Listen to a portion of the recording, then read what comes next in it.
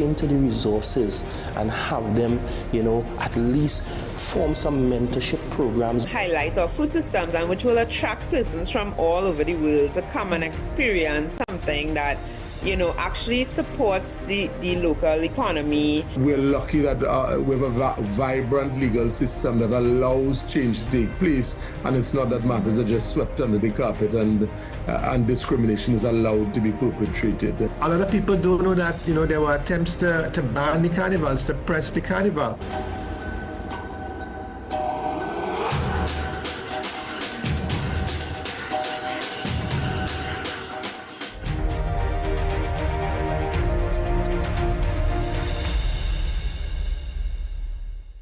The best for your baby is at thebesttoys.com. From the best strollers, car seats, baby carriers, high chairs, booster seats, rockers, jumpers and bouncers, walkers, baby blankets, feeding accessories, bathtubs. Visit us in-store at Forces Flagship McLean. Shop online now at thebesttoys.com. Order via call or WhatsApp at 332-BABY. And remember, we have the best toys at the best prices.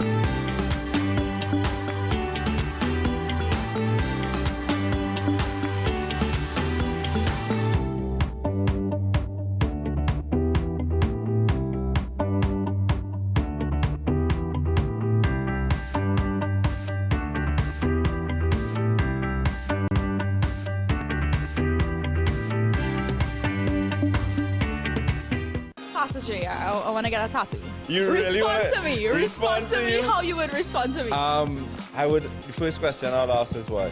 Controversial taboo topics. We get so consumed by church, we forget that we have to live the life of being a Christian outside of the Sunday. Like you say, services, yeah. we think going to a service makes us a Christian. Exactly. Yeah. Right. So we are about to hear the second time Pastor J wanted to take a tattoo.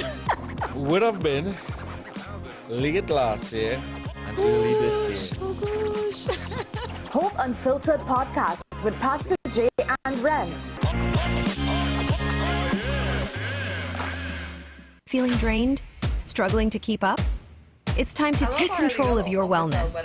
On this episode of Wellness Unlocked, we're diving into the key nutrients your body needs for all-day energy and balance, with 100% or more of your daily essential vitamins, plus added chromium to support healthy blood sugar.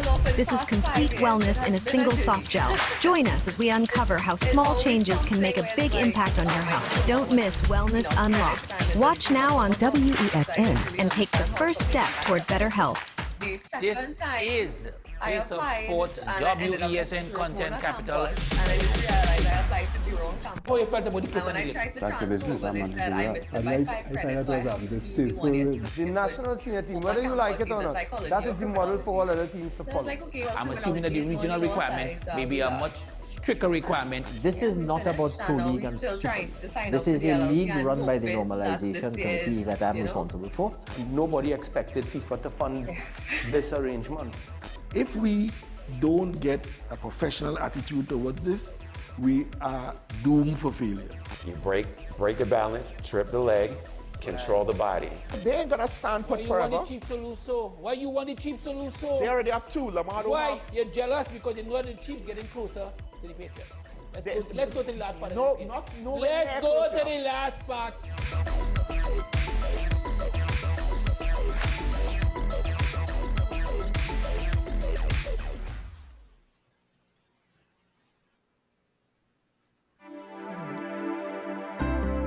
Hi, I'm Claudette, radiographer at the radiology departments at the community hospital.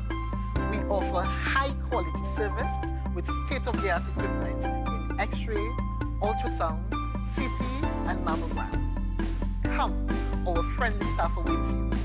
Give us a call at 235-5479. The Community Hospital of Seventh-day Adventist, where good private health care is affordable. It's fine though. WESN.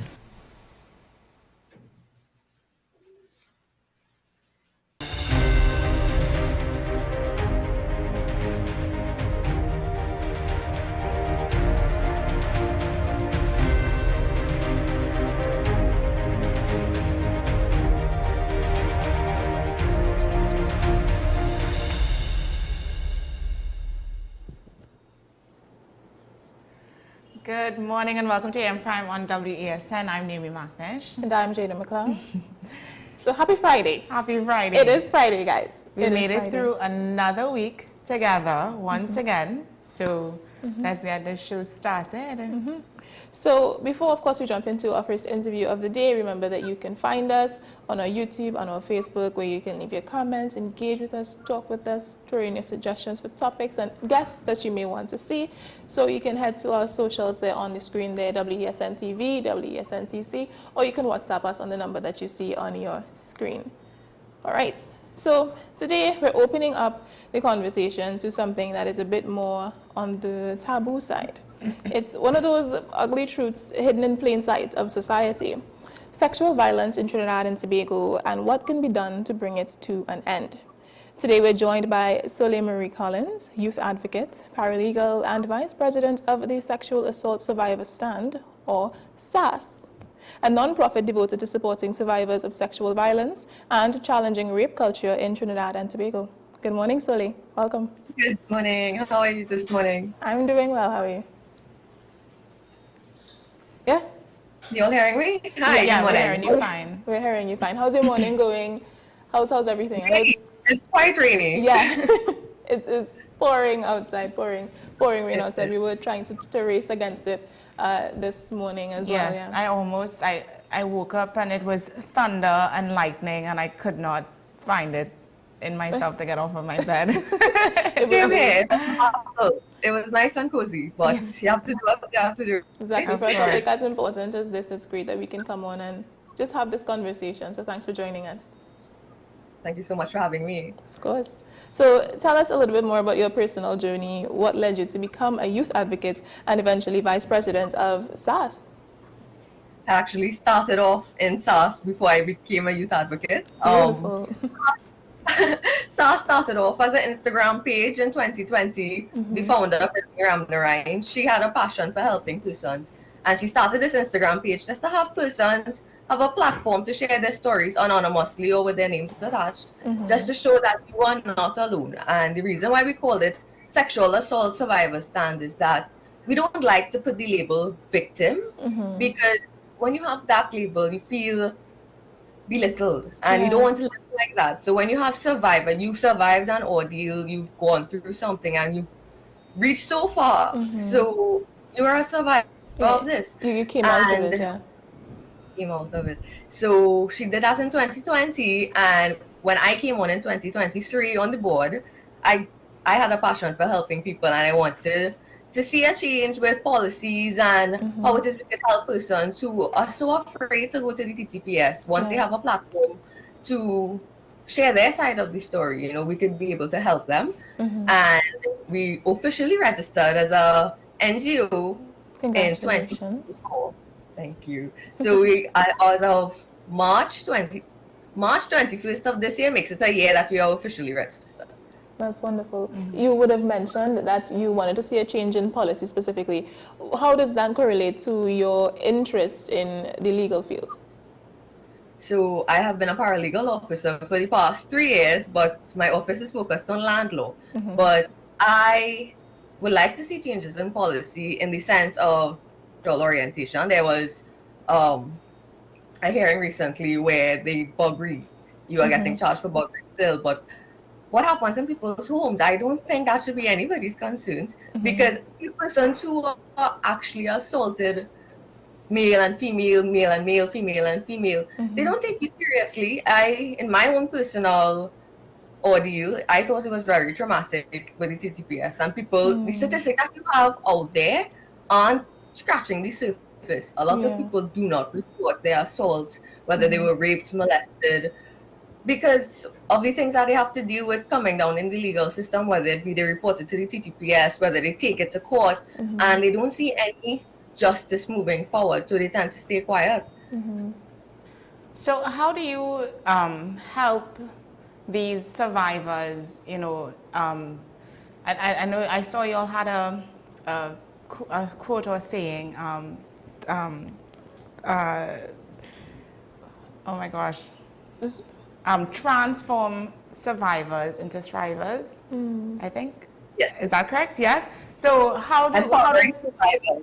Right. Empowering survivors and helping them become thrivers. Right. So talk on that, Yeah, we started off with the Instagram page. So you share your stories and letting people know that you are not alone, you are thriving through this experience.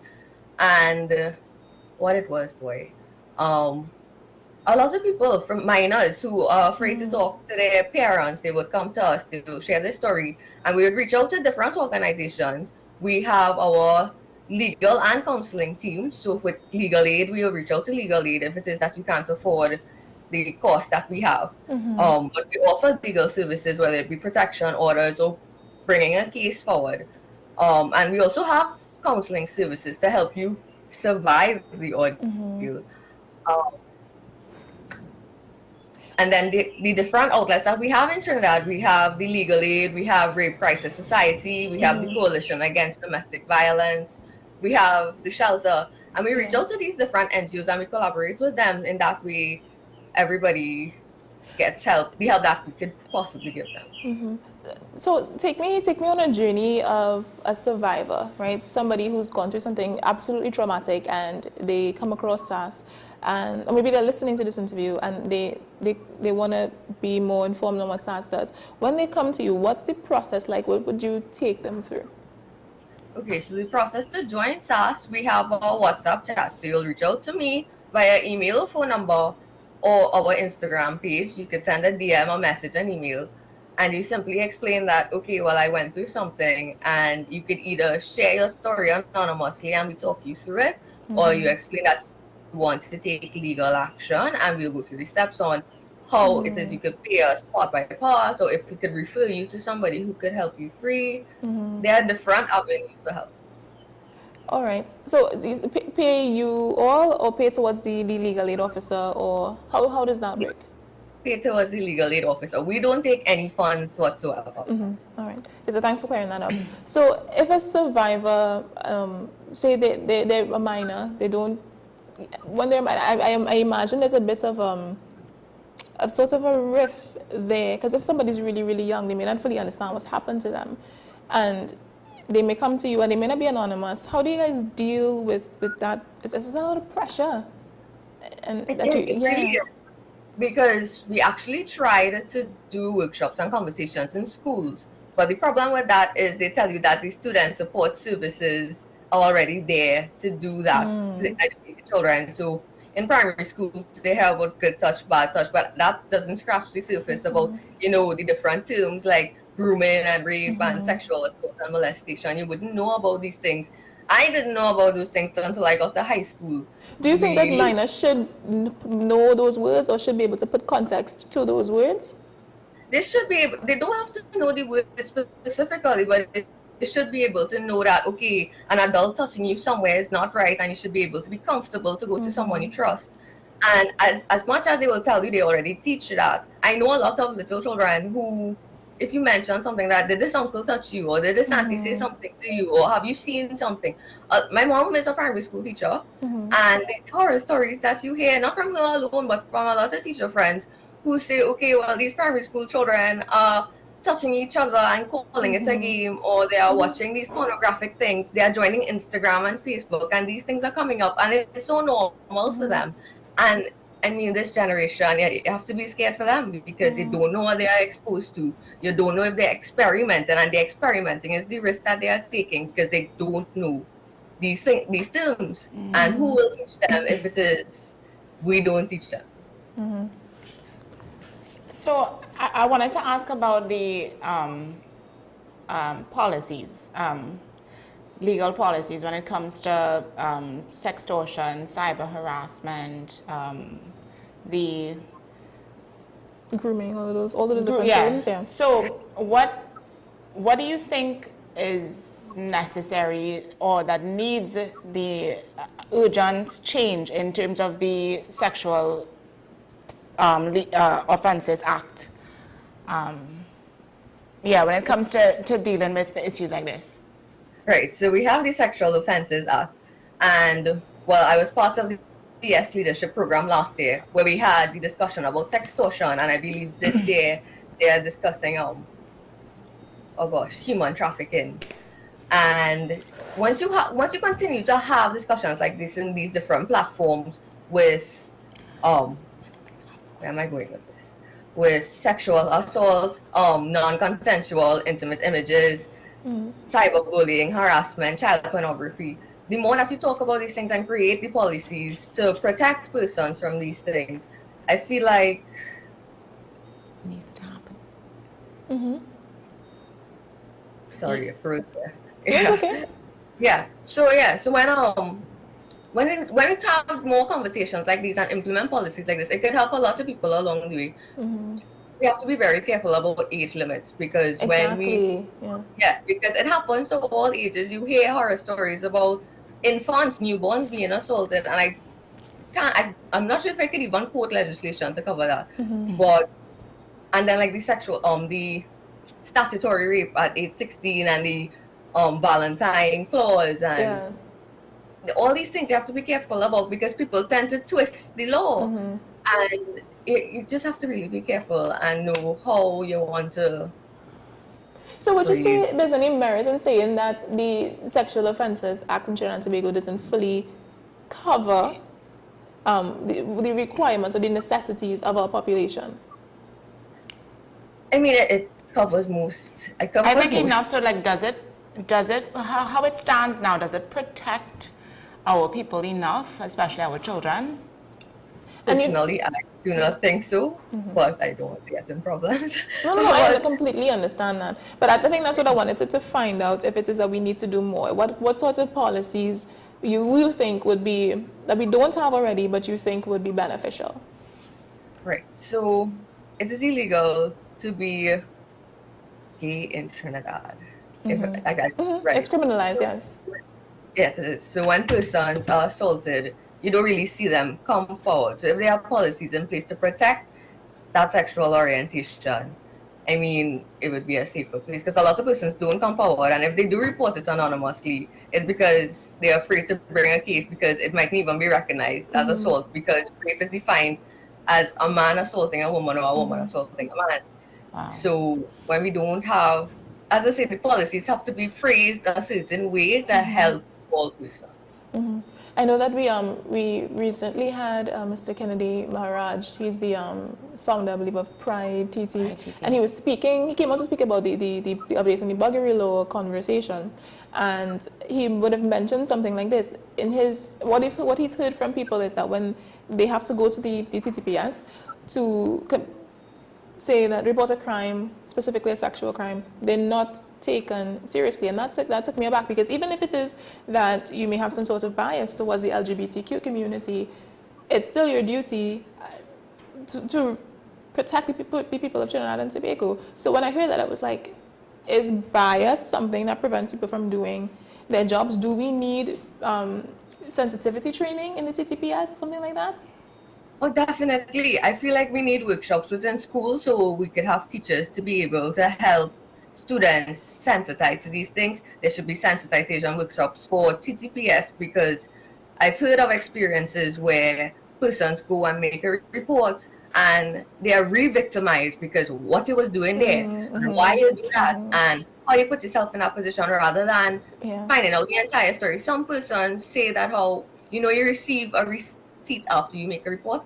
Some persons spoke to an officer and they leave there even more traumatized without a receipt. You don't even know if a report was even recorded because they aren't taken seriously. So these are the things you have to be worried about, and you have to put things in place to train persons so you don't re-victimize somebody to have to go through this all over again, because repeating that story over and over, I went through this, I went through that, and then not being taken seriously, not being believed, that is what re-traumatizes a person and keeps them in that victim frame of mind. And that's what we try to avoid. We want you to feel like you're a survivor, you survived something. So that's why we have you with us, and we listen to you, we believe you, and we help you with these steps. And we have our own sensitization training and conversation, so that way you don't feel the same way you would in the justice system. So with SAS, do you have any policies or mandates to sort of keep up with the digital side of sexual harassment crimes, specifically when people post pictures of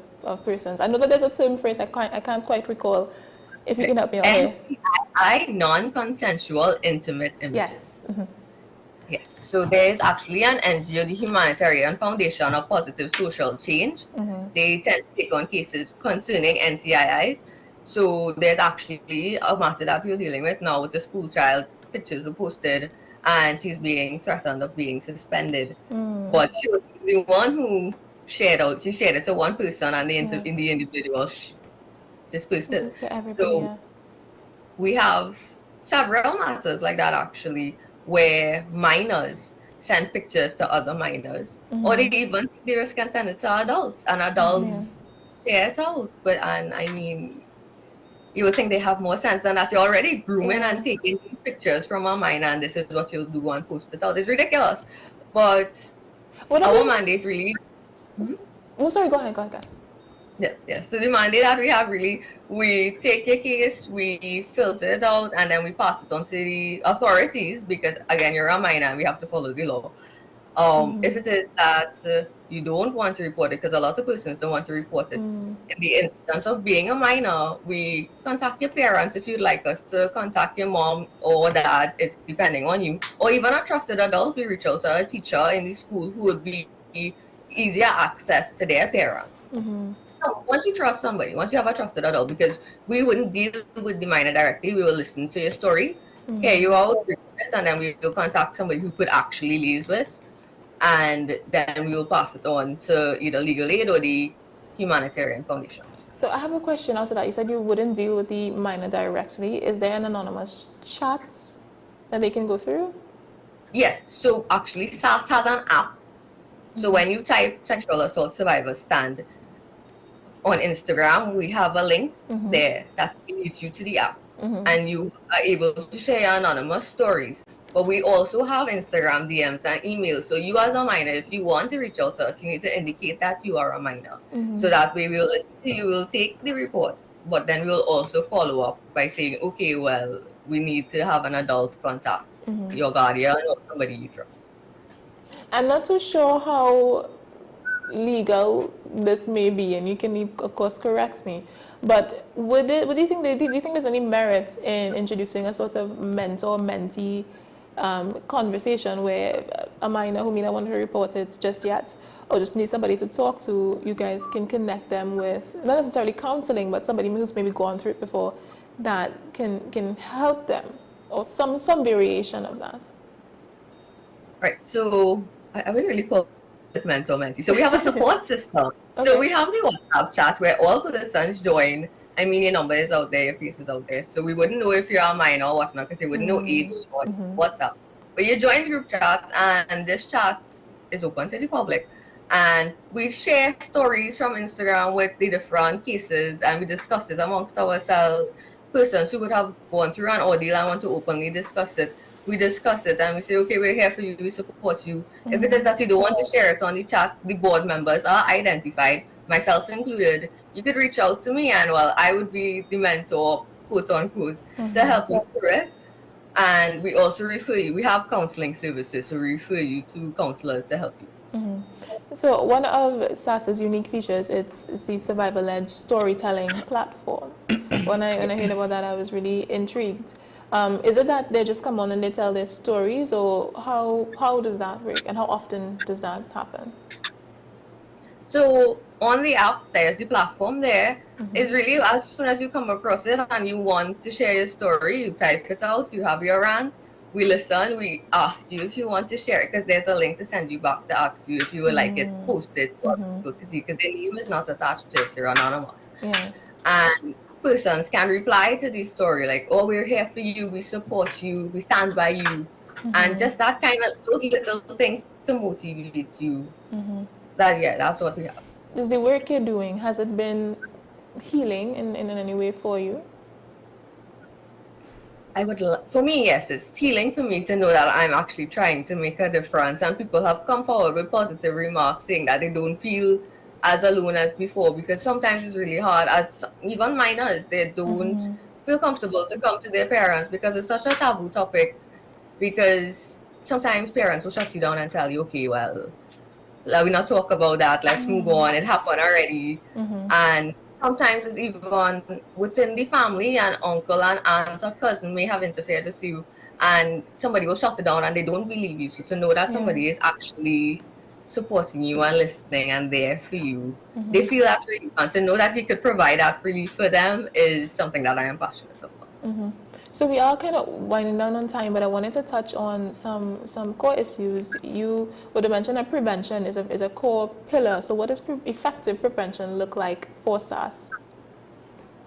Prevention, we need to start educating, comprehensive sex education in schools, because as I said before, minors do not know about these terms, and if it is that you introduce this comprehensive sexual education curriculum in schools from primary school, not even secondary school, from primary school, because you're hearing 9-year-olds, 10-year-olds talking about condoms and sex and all that, and they need to know what it is before they go and do it. And when you learn that from young, and that's instilled in you from young, when you go to high school and all the hormones are raging and you want to use that as an excuse to hold on to somebody, boy child or girl child, you know, you have that knowledge from before, knowing that, okay, this is consent, this is rape, this is molestation. I'm not to do this because this is against the law, and these are the consequences.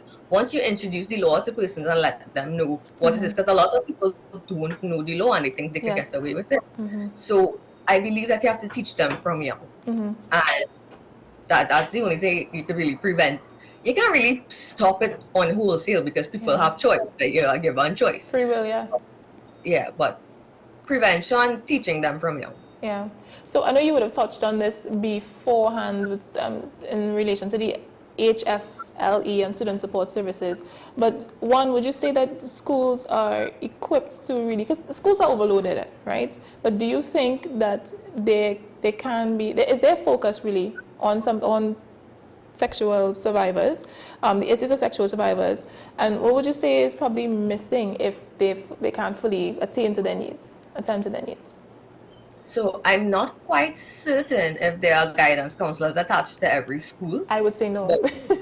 Right. Oh, wow. Okay. So in that case, they should have guidance counselors attached to every school, or a social worker even. And with the HFLE, if it is, there isn't the courses, because I remember in my time, I went to a religious school, so we would have learned about abstinence rather than protection. And we would have learned about all the STDs and all the different pictures, graphic pictures, about all these STDs. And okay, don't have sex because you'll get this, right? Yeah. So I feel like if it is, we introduce the HFLE and go into detail about these things, not as abstinence only, but okay, if you're going to play fast and do it, use protection. And these are the different methods of protection, whether it be condoms or birth control, and why is it safe or not safe to take birth control. And once you have these conversations and let them know from before, you know.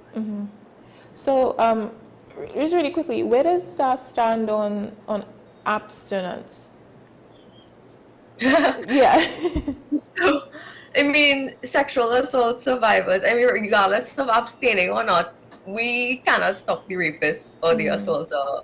They are the ones perpetrating and coming on us. I mean, you could defend yourself. We had a self-defense course last year. But sometimes that doesn't even help because of the situation that you're in. Sometimes you may be traveling and somebody touches you in the back seat, or they take you into some side road. So really and truly, it is, I lost track of the question. But just abstinence in general. But I like where you're going. Is not that is that something that you can control? Yeah. So me personally, this is my story, and I've let a lot of people know that I lost my thing to assault. So I was abstaining, I was a virgin, and to know that that was taken away from me, my innocence. And a lot of people have that story like that. They were minors in their home and a family member would have taken it from them. So it's not to say that they weren't abstaining, but this is something that is taken from you. You don't willingly quote it. You didn't have consent and somebody took this from you.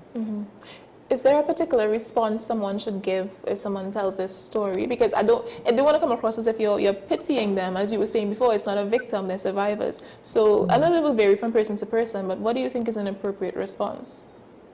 So the general conversation we would have, I want to let you know that you are safe. This is an open space. You can tell us anything as much as you want to tell us, but we are here to listen. So that's how the conversation will start. And then when you go forward, I am proud of you for feeling comfortable enough to even come forward with your statement. You are strong, you are resilient, and the fact that you have reached so far to even repeat the story, you are going to survive this. And just that positive reinforcement, it will help them further going down. Now, this question might be a little off brand in a sense, but you know, in terms of the rape culture in our country, what role do you think men and boys would play in dismantling that,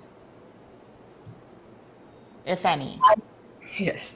Well, you tend to hear men and boys say, okay, well, if girls dress better, or if they avoid certain situations, if they put themselves in that, you know, but then they don't realize it's the men perpetrating the women. And they would defend the man and say, well, okay, well, she didn't put out, so she looked for that, you know. If men think that, okay, I have a sister, I have a mother, I have a cousin, I have a female friend, and they would have gone through something like this, how would I feel, you know? So I feel if they have a personal perspective to it, they will see it differently. And because of that, toxic masculinity with that aggression, if it is that you teach them the respect and the emotional intelligence, it will have an entirely different outcome. Does SAS support men and boys as well? Definitely, we support everybody of all race, color, gender, sexual orientation. So I kind of want to go back to your specific story, which thank you for sharing as well, what you did, but about grooming, because you said you were young. Really young. Can you touch on grooming? What should parents know about grooming? Right, so grooming, well, my parents, they would know about grooming. So grooming really is when you're young, maybe let's say let's start with high school, and you join social media because you want to be part of that clique, and you end up meeting somebody older, and they tell you, okay, well, I'm 19 or 21, and you don't look 13, you look older for your age, and you sound so mature, so it starts off and makes you feel older, and you feel all nice because, okay, well, he thinks that I'm older, and then he tells you you're pretty and you're smart, and I would love to meet you one day, but your parents can't know. So the way that you have the secrecy and the hiding and all that, that's how the grooming begins, and then you actually meet, and they tell you, okay, well, if it is that you can meet, you could kiss me, and we could try this, and I'll be gentle. You didn't make them tell you you'll be gentle. They might take it from you, and you know they'll assault you. But grooming starts when you aren't aware, or you don't listen to your parents when they tell you don't talk the street. From young age, they tell you that, but it's because they want that attention or validation. You go ahead with it, and that's. I'm not as that sounds like I'm blaming them, but I'm not. It's just no. And because of it, we need to have conversations with them and protect them, because again, the world is a scary place and they just don't know. So what's next for SAS? What's the vision for SAS? What are some goals that the organization is working towards in the coming future? Okay, so SAS right now, we are currently recruiting more attorneys and counselors to join the team. We are planning to expand our app so that way you could actually connect it to the TTPS and make reports directly to it. We actually have a UE chapter, so if you are a student at UE, you could actually go to our meetings. We have meetings once a month there. Yeah, that's about it for now. Any organizations in particular you would like to see partnering with you all in the future? We would actually like to work with the Rape Crisis Center, the Coalition Against Domestic Violence, the Shelter, Victims and Witness Support Unit, and the Humanitarian Foundation of Positive Social Change.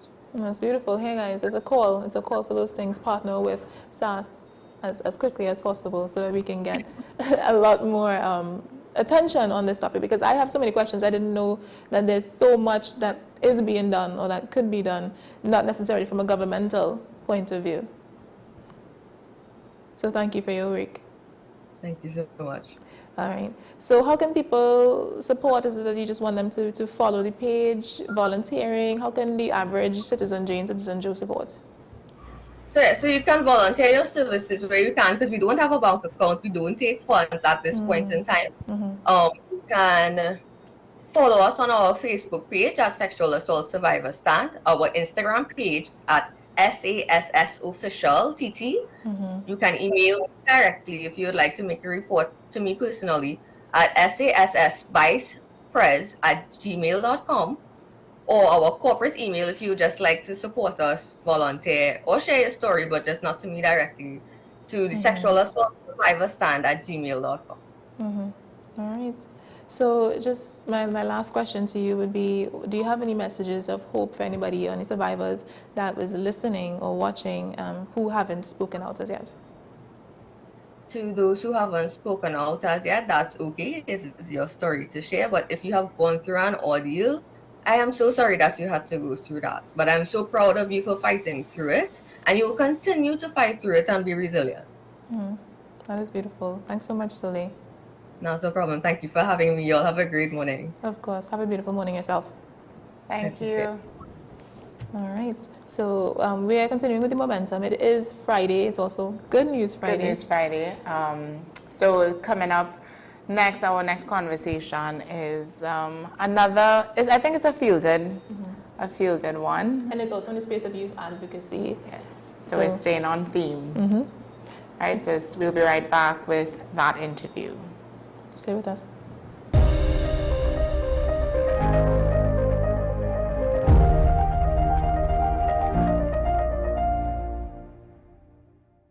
Low energy? Heart concerns? Migraines slowing you down? It's time to take control of your health. Join Wellness Unlocked, the series that brings expert advice and real solutions for a healthier you. In our latest episode, learn how Jameson CoQ10 can help support heart health, boost energy, and even reduce migraines. Get the science, the stories, and the steps to power up your health with CoQ10. Don't miss Wellness Unlocked. Watch now on WESN and start your wellness journey today.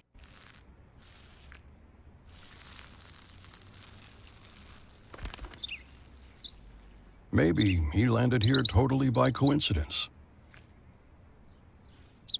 But if by chance he's admiring your fresh coat of Benjamin Moore soft sky blue, well, that's a pretty high compliment. Coming from an expert.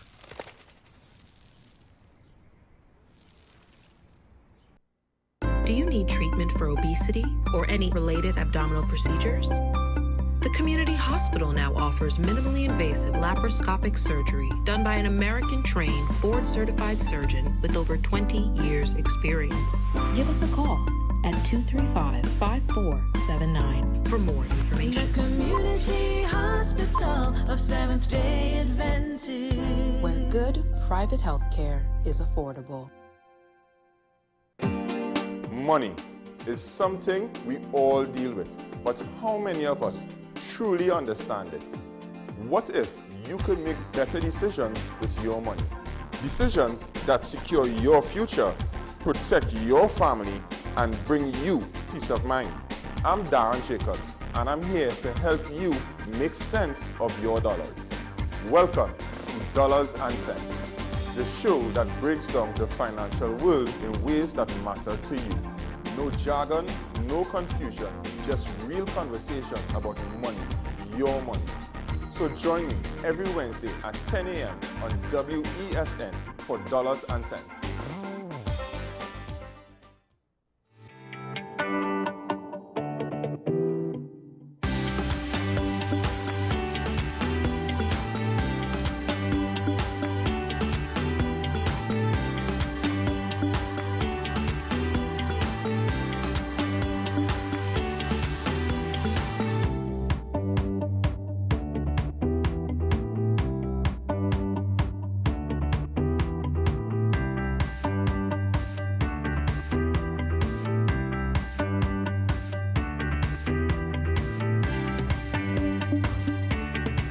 You are watching Strictly Legal on WESN Content Capital. Just give an overview of what exactly is that split arrangement. In the studio now, you don't need to register nothing. You don't need, we can do that another time.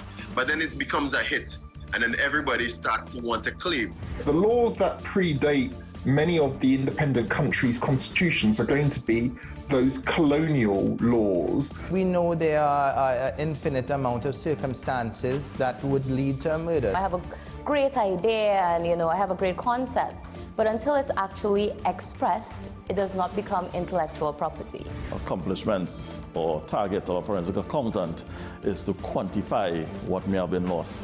We believe with different criminals and we manipulated the law and we exploited the system. A responsible journalist will reach out to the person who they have the information on for a comment.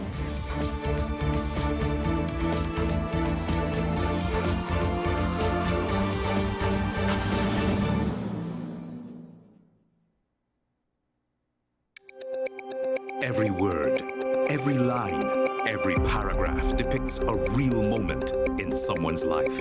A father, a sister, a mother, a brother. We at Newsday are dedicated to you, the people, and through independent, unwavering journalism, strive to always bring your stories to life. Because your stories are more than just words. Newsday, independent and credible. This is Face of Sports, WESN Content Capital. How you felt about the kiss on the lip? That's the business. I'm not to do with that. I felt that was distasteful. The national senior team, whether you like it or not, that is the model for all other teams to follow. I'm assuming that the regional requirement may be a much stricter requirement. This is not about Pro League and Super League. This is a league run by the Normalization Committee that I'm responsible for. Nobody expected FIFA to fund this arrangement. If we don't get a professional attitude towards this, we are doomed for failure. You break a balance, trip the leg, control the body. They ain't gonna stand put forever. Why you want the Chiefs to lose so? Why you want the Chiefs to lose so? They already have two. Lamar don't Why? have. You're jealous because you know the Chiefs getting closer to the Patriots. Let's go to the last part. No, of the game. no. Let's go to the last part.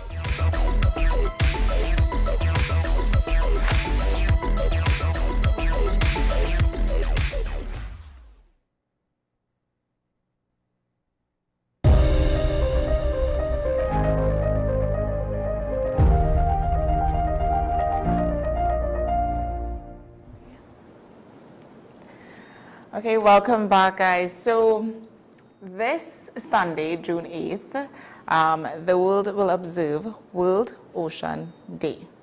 So this is a time to reflect on the vital role of our oceans, that our oceans play in sustaining life and the urgent need for global and local conservation efforts.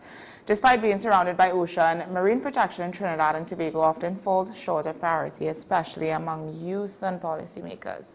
So today we're joined by two very passionate young advocates from the Trinidad and Tobago Youth Advocacy Network, TTYAN, who are working very hard to change that. Ariana B. Ray is the head of the Human Rights Department at TTYAN and also serves as the High Seas Youth Ambassador for Trinidad and Tobago. She's joined by Miss Regine Pope, head of the environmental department at TTYAN. So together they've been championing this youth inclusion in climate action and ocean conservation. So very exciting conversation. Good morning, ladies. Good morning. Thank you very much for having us. We're excited to be here. How are you doing this morning? It's really raining great. outside. Yes, intense. Where you're coming from? You'll brave the rain? I'm coming from Arima. Oh. I came from Piaco side. Yeah. Okay. Wow, I feel good because I came just from Port of Spain. So. Okay. Yeah, it's really tough out there. Yeah. I came from Central. Wow. No, the weather was really bad this morning, but hopefully it eases up and the day, we have a nicer day. But let's get into the conversation. So, Ariana, why is World Ocean Day such a critical moment, especially for Trinidad and Tobago? Why is it important for us to acknowledge? Okay, so thank you for raising that point. I think in Trinidad and Tobago, ocean protection, marine conservation is not really something that is prioritized, and we do not have much local policies in place for that. The only recent national dialogue we had was in Trinidad's road to the UN Ocean Conference, co-hosted by the UN and French Embassy, and that was it really for this year. And I am the High Seas Youth Ambassador for Trinidad and Tobago, so I really want to advocate why we should care about the high seas. And the high seas is where it covers at least half of the Earth's surface. And it is home to incredible biodiversity. And it plays a key role in providing food and livelihood. And just a bit of the legal background behind it, pursuant to Article 86 of the United Nations Convention on the Law of the Sea, which we are a ratified party to. The high seas is something beyond 200 nautical miles from our baseline. So it's beyond our national jurisdiction. Therefore, it is prone to pollution, deep sea mining, the adverse impacts of climate change. So therefore, we must take some measures in place. And a measure in place was introduced. The High Seas Treaty, also known as the BBNJ Agreement, Biodiversity Beyond National Jurisdiction, was adopted in 2023. And it is a pivotal step for Trinidad to take in conserving our oceans, as it provides key rules on how we can preserve our ocean sustainability for generations to come. And while this is beyond our national jurisdiction, Trinidad and Tobago cannot turn a blind eye to this. We must take that step and ratify that treaty into our domestic legal landscape. And Regine, from an environmental perspective, what are some of the most pressing threats that facing our oceans today? I mean, both locally and globally. Okay, so as we all know, we in the Caribbean, we are islands, right? One of the most, I should say, extreme impacts is climate change. Now, we know that with climate change, we have the melting of the polar ice caps. And, in a few years in the future to come, we could face, rising sea levels. I mean, it's already happening. We have a lot of islands right in Cedros here in Trinidad where we have coastal erosion taking place. We have some of the areas where water is coming to reclaim land, right? And it's not just climate change, but it's because of anthropogenic impacts as well. So when we litter, when we destroy our coral reefs, when we have oil spills, the improper agricultural practices, we have a lot of things that actually impact not only on the biodiversity, like you said, the fishes and the aquatic life.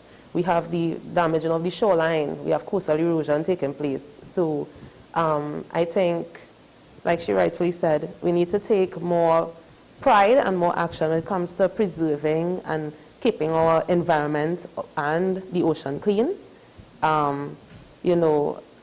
Yesterday I had the opportunity of seeing a post, I think it was CNTT News, where the Corporate Secretary of Fishermen and Friends of the Sea, Mr. Gary Aboud, he went to explore, there was some derelict vessels in Chaguaramas. I don't know if you all saw it.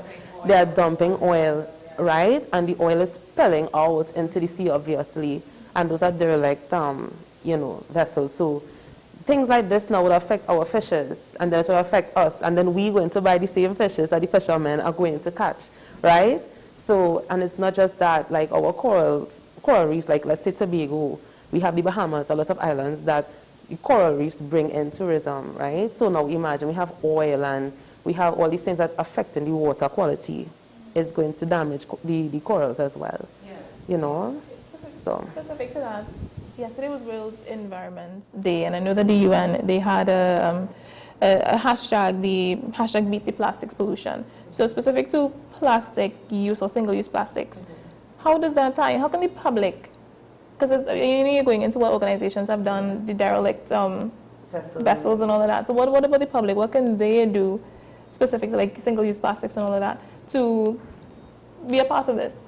So I know that there are lots of organizations that recycle plastics, and we have a lot of drives that actually collect plastics, right? And in the future, we at TTN actually want to do a drive like that, where, you know, I think not only should we recycle, but we should look for alternative, you know, materials we can use. For example, let's try and stray away from using too much plastics. Let's go to more biodegradable items. Let's try and reuse glass bottles. Instead of going back to work with a plastic bottle and you throw it on the side of the road, you know, people just litter, fling it out their car door.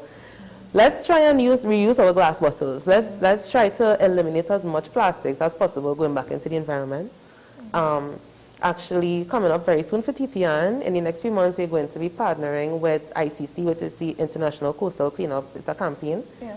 And we're going to actually be cleaning, and most likely it will be a beach on the North Coast, but we will be, you know, spearheading that's beach cleanup. We're going to be collecting all the items and sorting through, and I know plastic is going to be one of the major items you're going to find, but I mean, you find a lot of things on the beach. I think as our people, we need to educate, right? We could do way better. I'm not sure if it's that we don't know. Sometimes I think it's just we don't care. I feel a lot of people, because why is it in your nature to be holding or drinking something and then just toss it to the side of the road? And I swear if I go out into society right now, I will see about 5 people do that. And it hurts my soul. The part of not caring comes from not knowing as well. So not knowing how bad the situation really is. Yeah, and of course plastics is not something that you could throw on the ground and it will degrade. It doesn't work like that. No. You know, so if you throw a bottle in the drain, now when you see pictures of flooding and stuff, right? Like, I mean, the rainy season right now, the hurricane season officially started on Sunday, the 1st of June. So now, when we have flooding in major areas, most of the time it's bottles you see in clogging a hole. Or, you know, it's under the drain, or, you know. So, I mean, plastics is something that contributes the most to flooding as well. And there are many times you see pictures of turtles. Listen, I am really passionate about the environment, and I hate to see pictures of turtles and fishes with plastic around the neck. Sometimes the turtles are eating the plastics because they're looking like jellyfish, right? I mean, we can go out there and tell the turtle, well, don't eat that. That's not, it's not, you know. So I think we need to really be more caring. Like I said, we can't just be doing this and not thinking about the impacts. It's not just us. It's the environment. It's the animals. So I think more needs to be done in schools.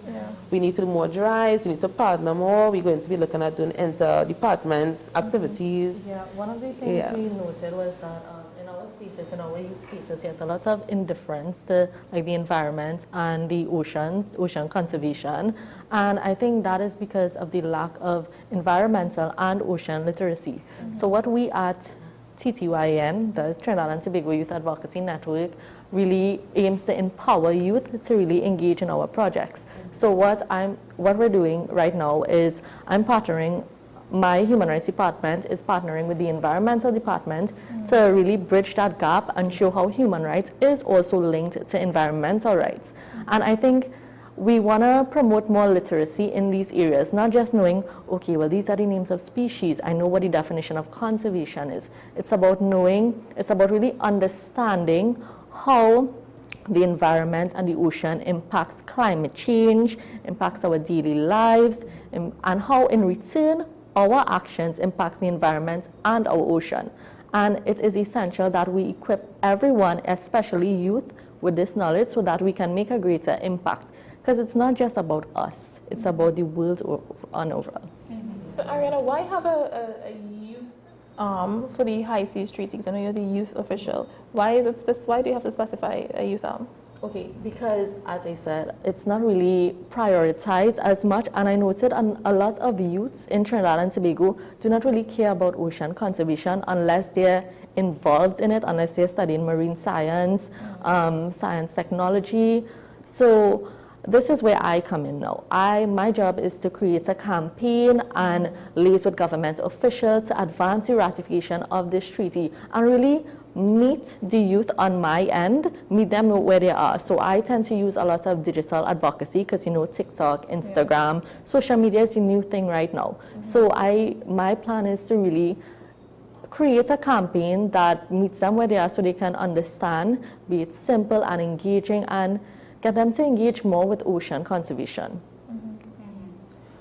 Why is ratification by Trinidad and Tobago so important, and what would implementation actually look like for a small island like ours? Okay, so firstly we need to sign on to the treaty, and it requires a further act of incorporation after we sign on. So after we sign on to the High Seas Treaty, it needs to be incorporated into our domestic legal realm, meaning that Parliament now needs to create a policy or an act with instructions that reproduces the text of the High Seas Treaty. For instance, the High Seas Treaty has core objectives. It provides marine area management tools such as marine protected areas.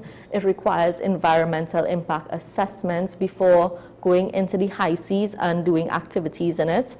It also promotes for countries that sign on to developing countries to increase their technology and marine science capabilities. So we need to incorporate this into an act and outline the measures so that local businesses, organizations, the government, youth organizations, we can start to formally take these measures to conserve our ocean.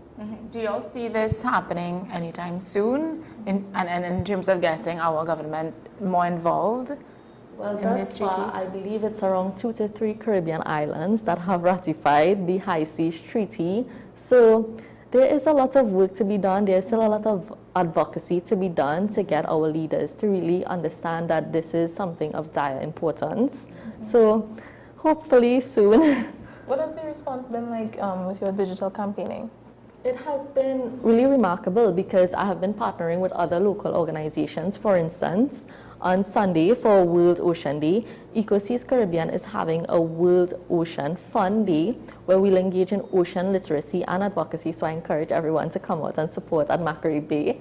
And we'll be celebrating our oceans, conserving our oceans, and engaging in a lot of fun activities. And one challenge I have noted is that I still have that lack of engagement with certain portions of the youth diaspora in Trinidad and Tobago. And I think it's because they do not understand that this is something bigger than them, but they still need to care and do some action to conserve our oceans. So even on that, what's a tangible outcome? So say somehow Parliament passes the act and they replicate, was it the High Seas Treaty? Yeah, the High Seas Treaty. They replicate it. What will be the tangible outcome? Like, what's something that the youth could see that, hey, this has changed because we pushed for this? Well, the tangible outcome would be that we can formally now take measures as will be outlined in our domestic act created by Parliament that reproduces the High Seas Treaty text. So we can be guided on how we can take these measures, because we can't just go into the high seas and create a marine protected area. We need some legislation for that. Before we can do anything, we need some legislation because we need to follow the law. What is it you'd want to do? Sorry? What is it that you would want to do? Well, I would like to see from the act that we utilize the area management tools and really study the high seas and understand, hello, these are areas that needs to be protected from overfishing, exploitation, and we need to create those marine protected areas through legislation. I want to go back to what you said about the link and bridging the gap between environmental issues and human rights. So can you just expand on that a little bit more and tell us exactly what bridging that gap would look like and where is the connection? Okay. So, yeah, I would explain. So, you know, as our human rights, in 2022, I think was the UN, they actually sanctioned that, you know, as humans, we have a right to food, to water, to health, I mean, to life on the whole. We have the right to a healthy environment. So, you know, in order for us to have these things and to be comfortable, we also need to take care of our environment. We can't be degrading the environment, and then it's like, you know, we don't have access to healthy food and clean water. I mean, there's a lot of places today that they don't have access to drinking water, like, you know. So that's our right being taken away right there. So what we want to do now is try to, like, educate. I think it starts from primary school. We need to educate from a young age. Come up and try to get our government to put this policy in place so that we could, you know, make sure, so we could make sure that we have, you know, persons get more serious as we are in the age of technology, like you rightfully said. We can have the youth now using TikTok and Instagram, Facebook, you know, share things to their friends, get them encouraged, you know, go out there and spearhead a cleaning campaign. So human rights, I mean, in order for us to be comfortable, we also need to take care of our environment. If we take care of the world will take care of us, you know, like that kind of way. So, I mean, we can't be, you know, littering, and we have forest fires taking place, something as simple as burning a little heap in your backyard. Breeze could carry that fire, you know, and that's how it starts. So we need to really, cigarette. So we need to be more careful. We need to, you know, look at what we're doing to better our environment. So that comes with literacy. Comes with literacy, yeah. That comes with literacy. Because I thought I considered myself somebody who knew about these things, but obviously not. So if, I mean, most people don't. They don't know how serious, you know. Yeah. And you would think that, you know, we care. I mean, I don't litter, I don't do X, Y, and Z, and I know many people who do as well. But when you're hearing how it actually affects our oceans and how it relates to us having rights. Because I mean, if I go out, say for example here, if people just came and they littered inside of the studio and I had to come and I had to work here, I wouldn't want to work here. Right. And I imagine that's a reality for people. So it's very important. I think one way we can put it, you know, if you go to the beach and you see a ton of garbage on the sand, or you see wrappers and bottles floating in the water, you kind of, a lot of the times you're like, ew, and you don't want to go and swim in the water. Like, let's look at, you know, we have so much bodies of water in just different pockets of the island, and some of these places we cannot swim in. Like the foreshore, people don't swim there. Why? Because of pollution, and the water is not clean. But it's the same body of water that carries around, you find around the island. So why we can't swim in every part of the island? Because of the same issues. And that also speaks to tourism. That's another, because you see there's a long-lasting effect. So the environment, human rights for the locals, and then boom, tourism. We can't invest in tourism. Exactly. And this goes back to the point where I was making with, like, coral reefs. If we damage any reefs, then tourists wouldn't come to see the reef. So and I have a lot of, you know, tourists that are, you know, they would go and they would pick a piece of it. Now, do you know just breaking a piece of coral could damage the entire coral? Like, people don't know these things, and they're like, oh, I just taken a piece of that sample to carry back home, a souvenir, you know? But these things are also habitats for a lot of fishes. So if you're removing their habitat, then we're going to remove our biodiversity. We're going to remove the fishes that we need to eat, right? So it goes right back down the chain, and it's like not just tourism, then it's our markets being affected. Then we could get sick. I mean, it have, I looked at this company the other day, I can't remember, it's a stationery, a very popular stationery brand. And one of their processes, it actually leached harmful chemicals back into the environment. And there were birds that were dying, and people were trying to understand why birds just dropping out of the sky. It's because the fishes that was in the river nearby, consuming these chemicals, the birds eat it, and then the birds just dying. So now you see, now, if we were to eat those fishes, what would happen to us? You understand? The thing is, right now, there are people who would be consuming those fishes. That's the thing. And they don't know. And the fish wouldn't just stay in the river, they would go back out to sea. I mean, have some freshwater fish, have those that could survive in both types of water. So from the river and this going straight back to the sea. So everything comes back to us. Everything is linked.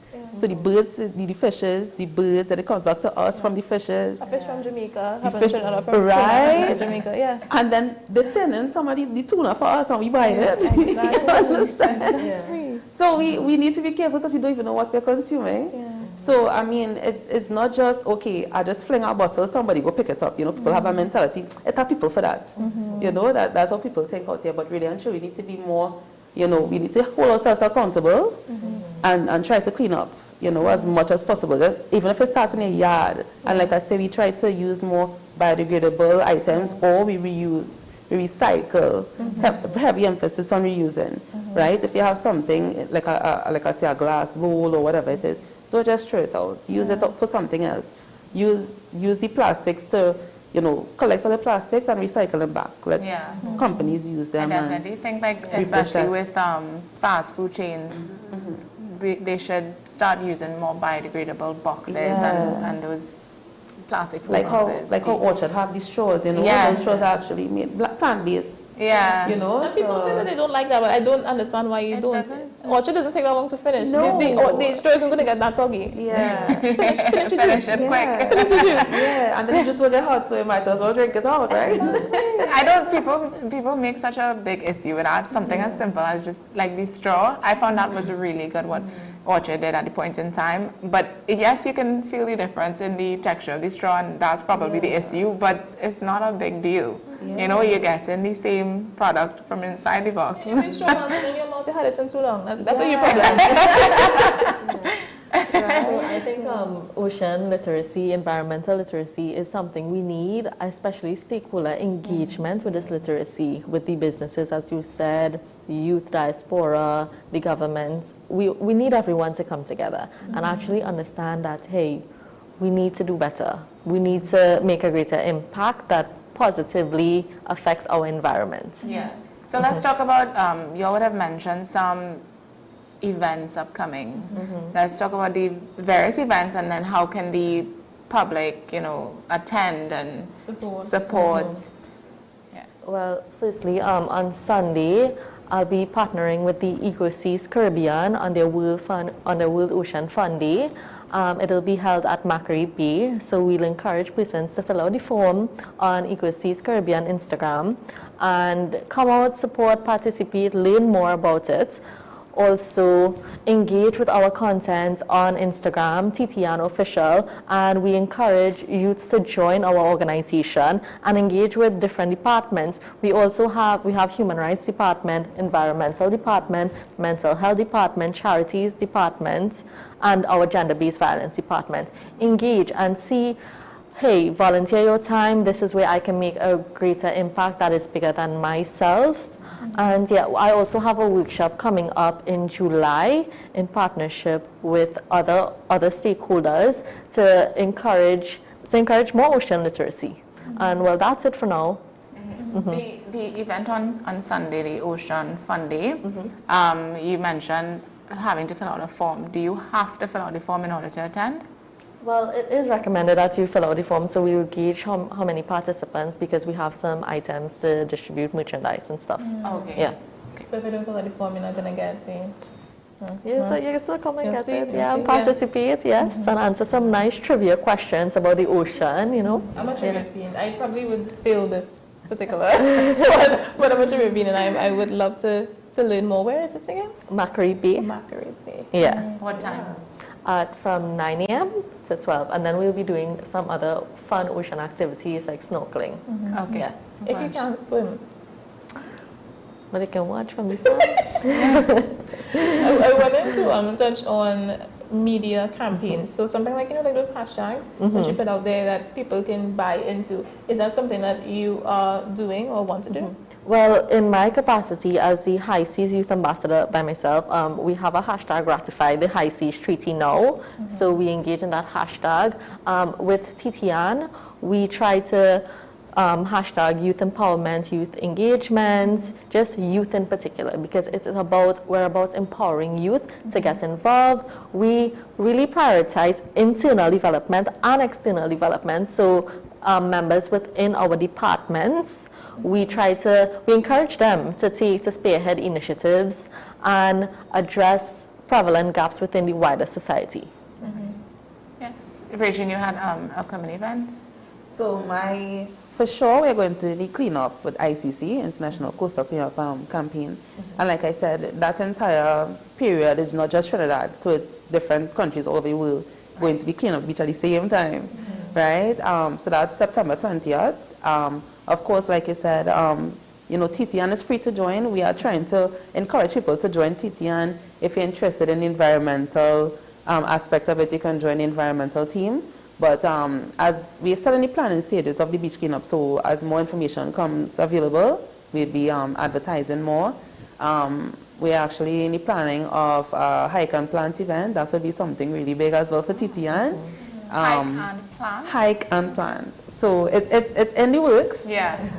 We're just waiting on confirmation from the ministry because we're trying to get permission. You have to get permission to plant, right? So it's something that I'm really looking forward to.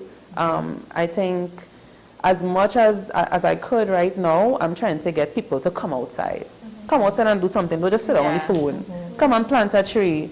I mean, everybody have a green thumb, just try. That is so funny. Some people say, I can't plant because when I plant it don't grow, but you had to have the, just be positive. Just the other day, I brought home these 2 small plants that I got from, I went on a 5K and they were giving out these plants. And I got, it was a tomato plant and a chive. Okay. So I brought that home and I gave it to my brother because he likes to plant. So he's always plants. I gave it to him and I said, plant this in the yard. He comes to me the following day and he was like, go and plant it now. And I said, no, I can't. I don't have a green thumb. I said, I cannot deal with plants. I don't like dirt. I don't like soil. I don't like wombs. Oh God, especially wombs. But he was like, everybody has a green thumb. You just have to do it. It's not hard. Right? But and that's how you care for the plants too, you know? Like, just plant it and leave it. You have to go and water it, make sure, I mean, if you have a little organic matter, like you peel a banana or something, throw the skin on the ground, it will go back to the environment, you know? And that's the next thing too, you reuse, like you put your organic matter back into the environment. Make a little compost heap.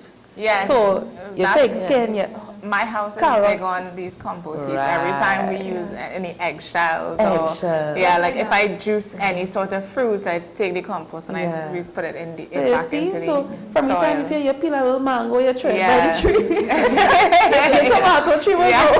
With the amount of mangoes I eat a day, I should have about 10 mango trees. But I mean, we also want to encourage some school campaigns, like we want to do some education. Not just on environment, also on, you know, human rights. Right now we have a period poverty project going on right now.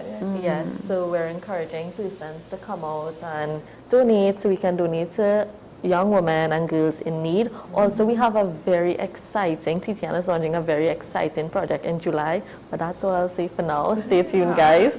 Perhaps we can have you all back on. Of course, we'll be happy to come back on. So I guess with all these events coming up, and if you want to stay in the loop of it, the Instagram page that you can check out would be TTN official. TTYN official on Instagram, and we're also on Facebook and TikTok. Same name. Official. TTYN official. Is that the only way that people can reach out, or is that an email, a website, a phone number? We're in the works of creating a website, but yes, all of the information regarding email and phone numbers on the Instagram as well. As TTYAN official. So go check them out, see what events they have upcoming, if you just want to possibly even join. Because I've always been saying TTN official. I have many friends that are a part of the organization. I've always wanted to join myself. I just didn't know that it was for somebody like me. Anybody. It's for anyone, yes. Once you're living, I guess, on the earth, it could be a part of it. It's your home. Can you give any closing remarks, or anything you want to leave with the people of Trinidad and Tobago? So you can start with Ariana, and you go right ahead. Okay. Well, I have a message for our youth diaspora in Trinidad and Tobago. I would encourage you to support TTN and join our organization and engage with all of our projects, because Right now, it's our time to shine. We need to make the impact. We are on the ground actually doing the work. And for our leaders, our governments, I really want to call for action and call for ratification of the High Seas Treaty in our country so that it can be incorporated into our domestic legal realm so that everyone, businesses, youths, all stakeholders can start to take measures to protect our ocean and enforce sustainability in our country. I just want to say, I think we really need to be, more caring to our environment. We need to keep our, our animals in mind. I mean, they can't just come and talk to us. We need to be taking care of their habitats just as we take care of our homes, right? We need to encourage our friends and our family to, take care of our yard, like something as simple as doing a cleanup in your community, right? And like I say, try to join drives and campaigns to get more involved in the environment and human rights, right? Like we say, TCN is free to join. You will get a lot of information. We always keep our members updated. Anything that's going on, if we see something informative, we send it in the groups. So, it's just, you're already on social media, you might as well look up and see, well, let's see what's going on, just keep updated, right? And try as much as possible to stay engaged, and let's try and push for this, let's try and get our government to see how serious this is, and, work with the rest of the Caribbean. It's a regional, international problem. So we don't want to end up on the side of panic, and when we have all these floods, and I don't even know what disastrous. I can't even think of what it would look like. It will get worse if we don't start to take care of the planet, Exactly. So. And you said something earlier that I really liked. You said if we take care of the planet, it will take care of us. Take care of us. I mean, this is our home. And if you're damaging your home can't really make you comfortable, right? And the planet, it's feeding us. So we have to take care of it for it to take care of us. That's basically what it is. So it's a cycle. Everything is a cycle. Everything is a cycle. Yes. Well, thank you guys so much for joining us on the program this morning. Thanks for having us. Yes, the conversation was informative. Very. And we'd love to have you back on for future events, and just to keep the conversation going, that it's one that always needs to be had until, I guess, change is made. Yeah? Yeah. So thank you, Rian. Hope you have a beautiful day. Same to you. All right, guys, so we are going to take a quick break, and when we come back, we do have some good news. Good News Friday. Good News Friday. So stay with us. We'll be right back.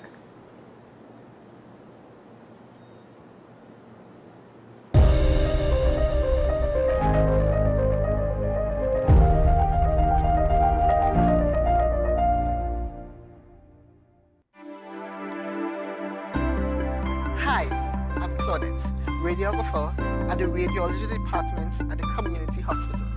We offer high-quality service with state-of-the-art equipment in X-ray, ultrasound, CT, and mammogram. Come, our friendly staff awaits you. Give us a call at 235-5479. The Community Hospital of Seventh-day Adventist, where good private health care is affordable. Bill and Ruth fell in love with the Benjamin Moore Color Dry Sage, but they tried to match it using another brand's paint.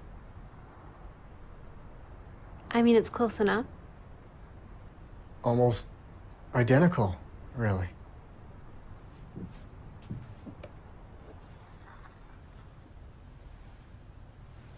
Yeah, there it is.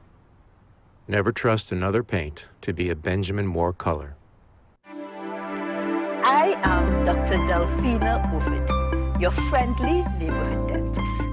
At Community Hospital Dental Clinic, we offer examinations which include x-rays, basic oral cancer screening, and a treatment plan. We also offer cleanings, fillings, extractions, root canal treatment, and complete and partial dentures. Remember, you don't have to brush and floss all your teeth, just the ones you want to keep. Give us a call at 235-5479. The Community Hospital of Seventh-day Adventist, where good private health care is affordable. You are watching Strictly Legal on WESN Content Capital. Just give an overview of what exactly is that split arrangement. Now you don't need to register nothing. You don't need, we can do that another time. But then it becomes a hit, and then everybody starts to want to claim. The laws that predate many of the independent countries' constitutions are going to be those colonial laws. We know there are an infinite amount of circumstances that would lead to a murder. I have a great idea and I have a great concept, but until it's actually expressed, it does not become intellectual property. Accomplishments or targets of a forensic accountant is to quantify what may have been lost. They believe we defend criminals and we manipulated the law and we exploiting the system. A responsible journalist will reach out to the person who they have the information on for a comment.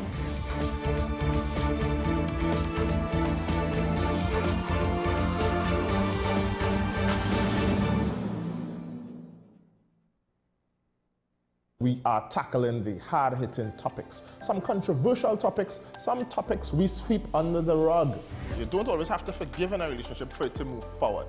If it is you are in a situation where you forgive the person, but to the detriment of yourself, what are you really doing? It is very uncommon for somebody in the younger age group to have dementia. Atheists don't not believe. Is that I can't disprove God, but you also can't prove God, so we kind of at a stalemate.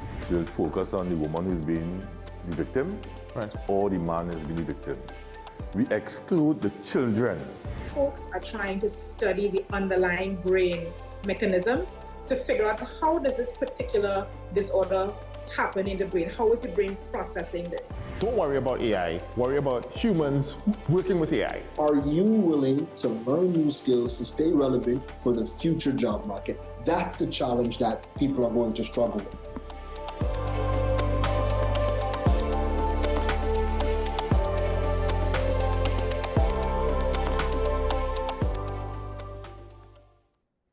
This is Face of Sports, WESN Content Capital.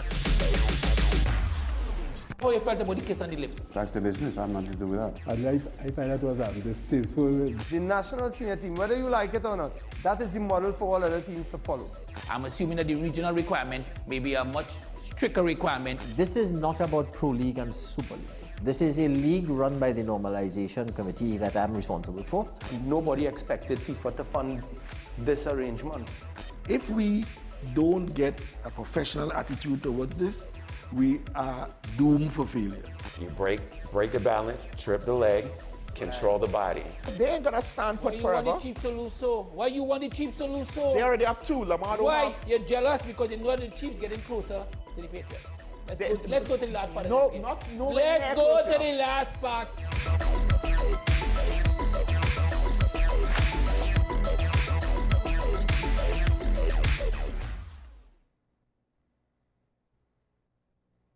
Pastor J, I want to get a tattoo. You really respond wanna to me. Respond to me how you would respond to me. The first question I'd ask is why? Controversial taboo topics. We get so consumed by church, we forget that we have to live the life of being a Christian outside of the Sunday. Like you say, services. we think going to a service makes us a Christian. Exactly. Yeah. Right. So here we are about to hear the second time Pastor J wanted to take a tattoo. Would have been late last year and early this year. Oh gosh. Hope Unfiltered podcast with Pastor J and Ren.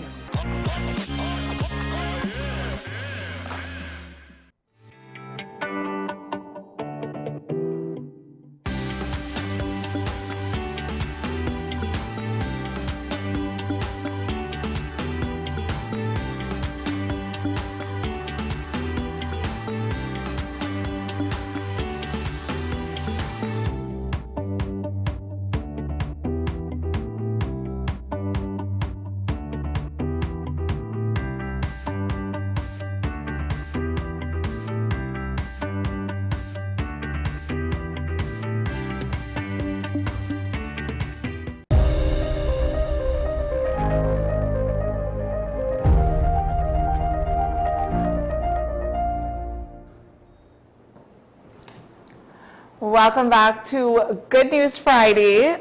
So we're going to jump straight into some really really heartwarming, feel-good stories.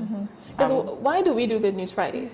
To put a smile on your face. Yes. We, after a long week, you know, however your week has been, whether it was good or bad, whether you had a rough week, a stressful week, or even if you had a good week, we're continuing, you know. So it's just about putting a smile on your face, giving you something to feel good about, that there is good happening in the world. Because we talk about the bad all the time, lady. Yeah. Who's doing ball in politics? Who said this? Who said that? Sometimes it's heavy, it's you know. very heavy. So it's this is the whole point of our Good News Friday. Yeah. Right? So I want to tell you all about the Valleseral River Swimming Club. It's in India. So following the tragic drownings of 15 school children, an Indian man named Saji Valleseral has started a swimming club that has seen more than 10,000 people of all ages, walks and creeds of life learn how to handle themselves in the water. He's narrowed down an introductory course which focuses entirely on swimming for safety rather than just for sport, to just 16 lessons that begins by removing the fear of the water and the river's currents.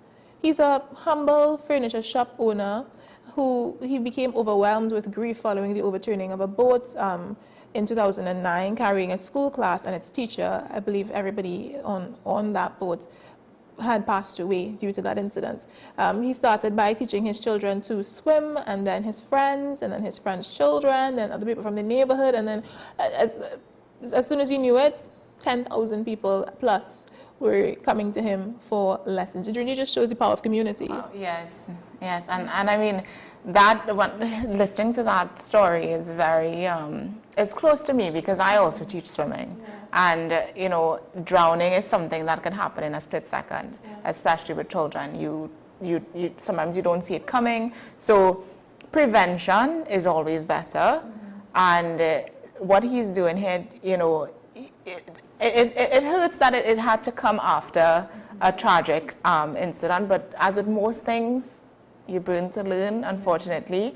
But nevertheless, you know, teaching an entire community to swim is not easy, you know, and what he's doing is definitely something that you're giving people life skills. And then it trickles down.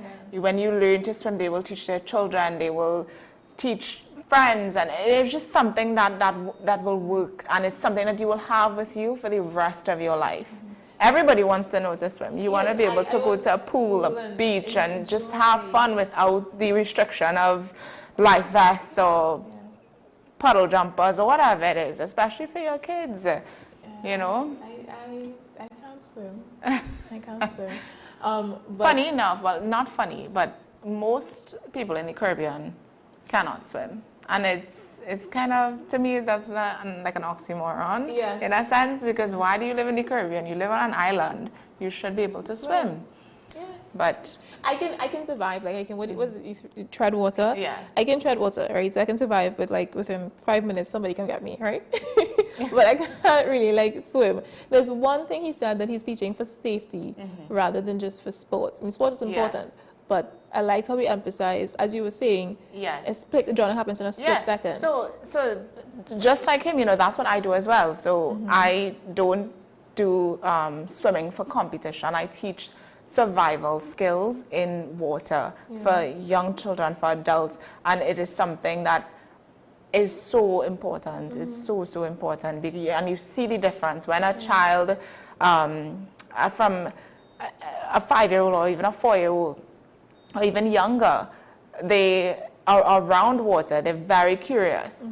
And when you take your child to the beach or you take them to a pool, you want to feel comfortable as a parent that your child is okay. If you have a pool at home, this is where a lot of drowning happens, you know, or your child ventures off outside, nobody's looking, they fall into the pool, what do?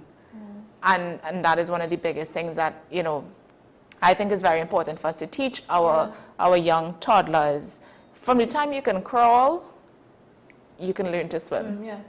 You can learn how to handle yourself around water. And they say that babies are naturally, almost like buoyant. They would almost know what to to do? Well, not really. It's just more, it's easy for them. They float. Yes. Right? But that is a skill that they have to learn. They have to know and understand, and this comes with practice and just training. They have to understand that I can float, but I have to get into my float. If I fall into the pool, I have to know how to roll and get my face out the water, because it's just about keeping your face out the water. Something that Saji would have said here is you only need 16 days to learn how to remove your fear of water and save yourself from drowning. You didn't say you're going to be no big swimmer, right? But it's just about being able to handle yourself in and around water. Yeah. You don't have to learn how to swim. You don't go into the Olympics, right? Unless you want to. But you just have to know if you fall into a pool, if you fall off of a boat, you know. You're not helpless. You're not helpless. You can help yourself, whether it's putting your head back and just getting into a survival position, which is a back float, then do that until somebody comes and rescues you, you know? Yes, quickly, somebody come rescue. Because if something like that happened to me, I would need to be quick, because I would panic. Yeah. But I guess that's something that they teach as well, not to panic.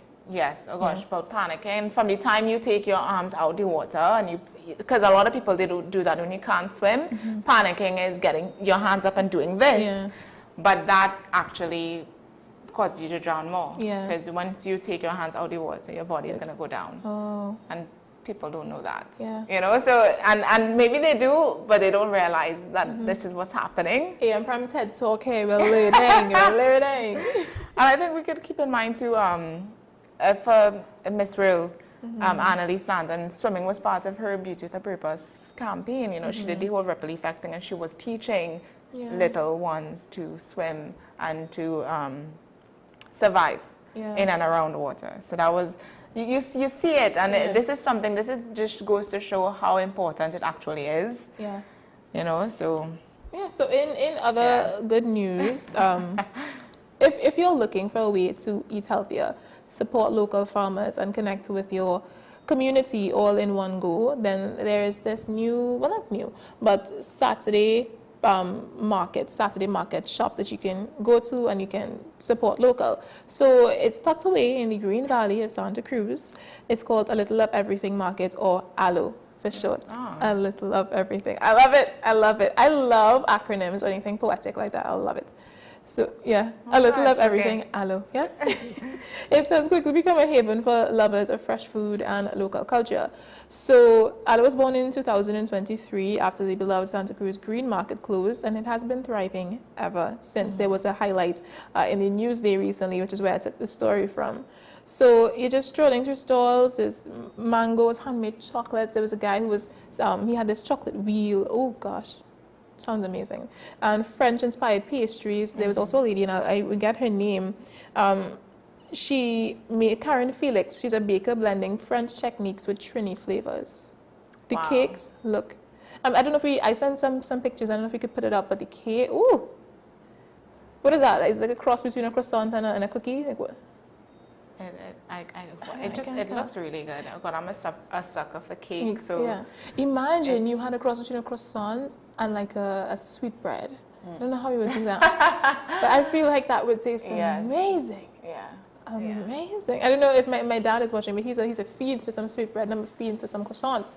Yeah. Put them together, Naomi. Yeah. That sounds amazing. It was one thing you should know about Naomi and I is that we love a little sweet treat. Oh gosh. I don't know, like I'm ashamed too much. We go to bakeries here and there to just kind of try new things, and it's one of our favorite bonding activities. So we love sweet treats. So I love this. Yeah. So yeah, everything is made with local ingredients. There's vibrant green grown on patios, the spicy pepper sauces, banana bread, arepa chocolate, and they say that there's the sweetest pineapples from Rio Claro that you can get. Guys, this is just an example of supporting local. Yes. You know, you always hear support local, and this is one way you can do that. Something like this, a market where you have these local sellers coming together and selling their local products made right here on the island. What more you want?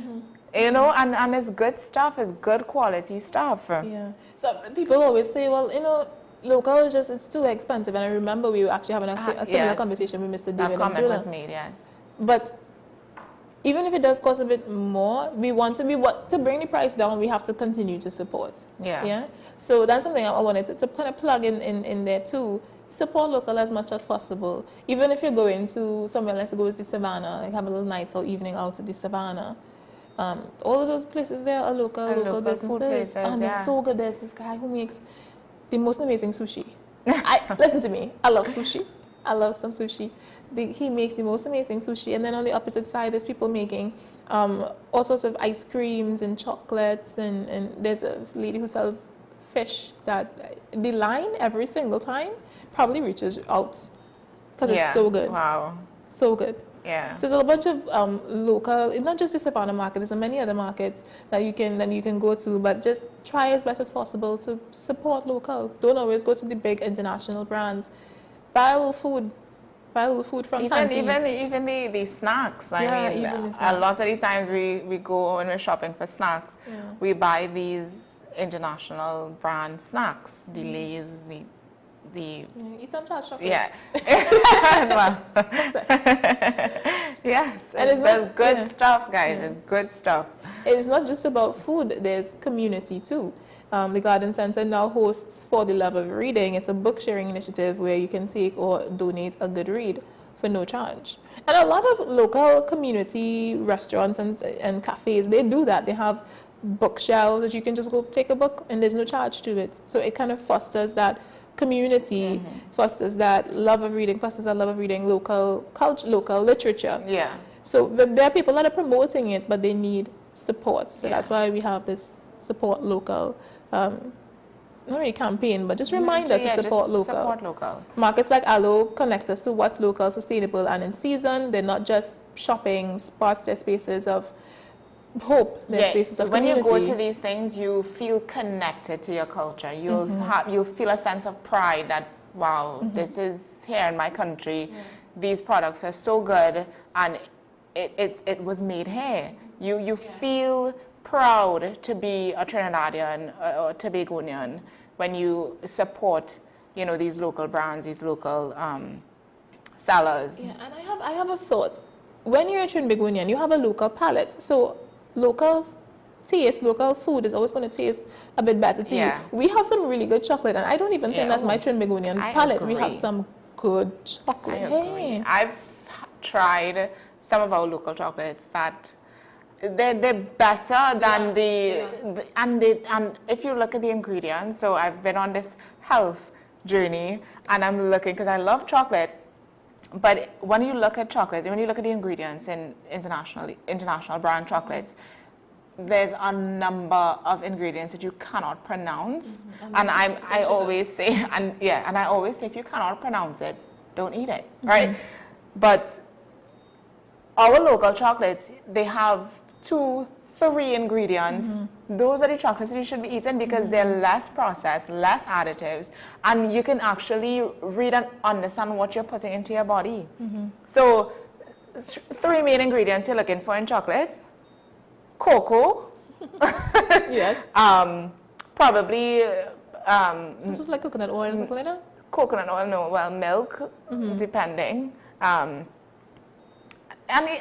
Something to stabilize it. And a stabilizer, probably. But that's about it. You don't need anything more than that. You want the pure chocolate. So, and then we have to wrap. Or some sort of natural sweetener, depending on if it's dark chocolate or milk chocolate. But, yeah. So the next time that you're heading anywhere, and not specific to the Aloe market, but next time you're heading anywhere, any time you're spending away with the family, make a stop at a local market and get your food items, your artisan items from there. Don't just leave it to the tourists. You go and shop in your own country for your own local products. Shop like a tourist in Trinidad and Tobago. Why don't you?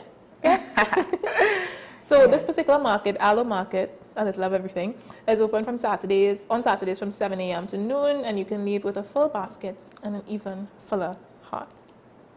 Yeah. Very nice. So yeah, that is your Taste of Good News Friday for today. We reminded you guys to support local, of course, and build community where possible, and learn to swim. Learn to swim. As if you don't know how to swim. Yeah. And I'm talking to myself. I'm talking to myself here. Yes, I can teach you guys how to swim. Definitely. So y'all can reach out to me.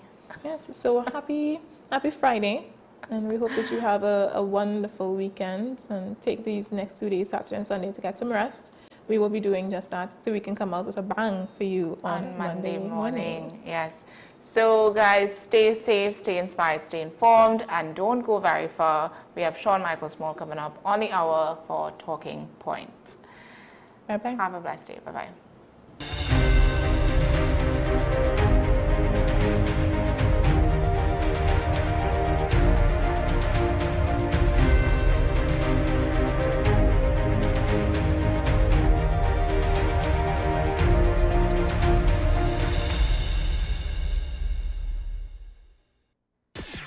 WESN.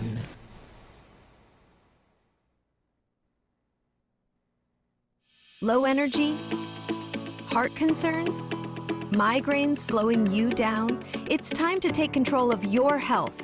Join Wellness Unlocked, the series that brings expert advice and real solutions for a healthier you. In our latest episode, learn how Jameson CoQ10 can help support heart health, boost energy, and even reduce migraines. Get the science, the stories, and the steps to power up your health with CoQ10. Don't miss Wellness Unlocked. Watch now on WESN and start your wellness journey today. My name is Dr. Stephen Carroll, the CEO at Community Hospital of Seventh-day Adventist, and we are committed to making good private healthcare affordable. For all your medical needs, including dental, radiology, laparoscopy, behavioral and mental health, along with many other services, contact us for more information at 235-5479. Community Hospital of Seventh-day Adventist, where good private health care is affordable.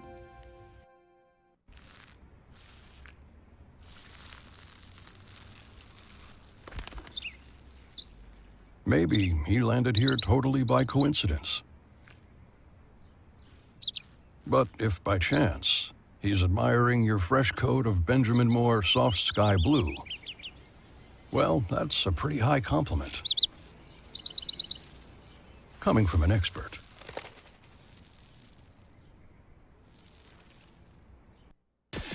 WESN.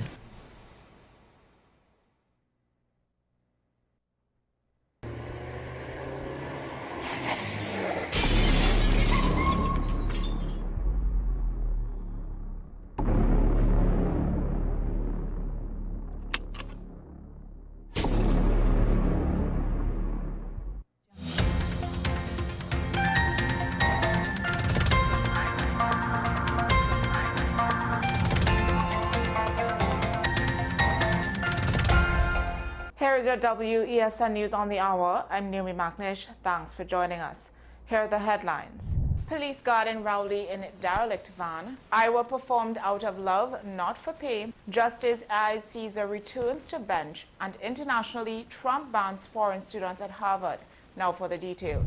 At Goodwood Park, officers assigned to protect former Prime Minister Dr. Keith Rowley are stationed in a run-down police van with no doors, flat tires and leaking roof. The van, which lacks air conditioning, running water or proper electricity, has been in the state for years despite repeated complaints. Officers say they've been promised repairs before, but nothing changed. Now Acting Police Commissioner Junior Benjamin says the matter is being addressed urgently. Short-term upgrades will include a generator, plumbing, and a temporary tent. Officers remain hopeful but skeptical. Soca star Neil Iwer George says he did not charge a cent to perform at the chaotic One Caribbean Music Festival on May 31st. After multiple acts, including Vibes Cartel and Sizzler, pulled out, Iwer said he stepped in for the love of the people. Local artist Lady Lava declined to comment, while others like J. Angel De Leon said they refused to perform due to poor planning, unequal contracts, and delayed communication. De Leon added that performing would have cost her more than she'd earned. Some artists say they still haven't been paid. Justice Marcia Ayres Caesar is back on the High Court bench 8 years after she was unlawfully forced to resign. In March, the Privy Council ruled her 2017 resignation was unconstitutional and coerced by the Judicial and Legal Service Commission. She resumed duties in May and is now assigned to the Civil High Court. Compensation talks are ongoing. Her case is seen as a major legal victory for judicial independence. Internationally, U.S. President Donald Trump has suspended entry of foreign students to Harvard University for 6 months, citing national security concerns. The proclamation also suggests visas could be revoked for current international students. This comes amid an escalating legal battle between the White House and Harvard over civil rights and funding. Harvard calls the move retaliatory and unconstitutional. Well, that's your news to the hour on WESN. I'm Naomi Macnish. Thanks for watching.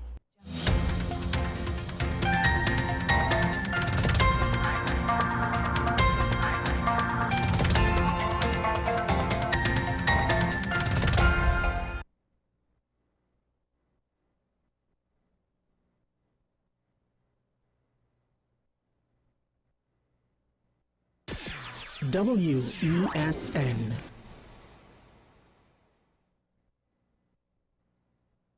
My name is Dr. Stephen Carroll, the CEO at Community Hospital of Seventh-day Adventist, and we are committed to making good private health care affordable. For all your medical needs, including dental, radiology, laparoscopy, behavioral and mental health, along with many other services, contact us for more information at 235-5479. Community Hospital of Seventh-day Adventist, where good private health care is affordable. We are tackling the hard-hitting topics, some controversial topics, some topics we sweep under the rug. You don't always have to forgive in a relationship for it to move forward. If it is you are in a situation where you forgive the person, but to the detriment of yourself, what are you really doing?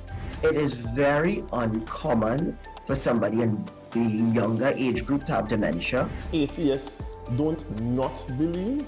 Is that I can't disprove God, but you also can't prove God, so we kind of at a stalemate. We'll focus on the woman who's been the victim, right, or the man has been the victim. We exclude the children. Folks are trying to study the underlying brain mechanism to figure out how does this particular disorder happen in the brain? How is the brain processing this? Don't worry about AI, worry about humans working with AI. Are you willing to learn new skills to stay relevant for the future job market? That's the challenge that people are going to struggle with.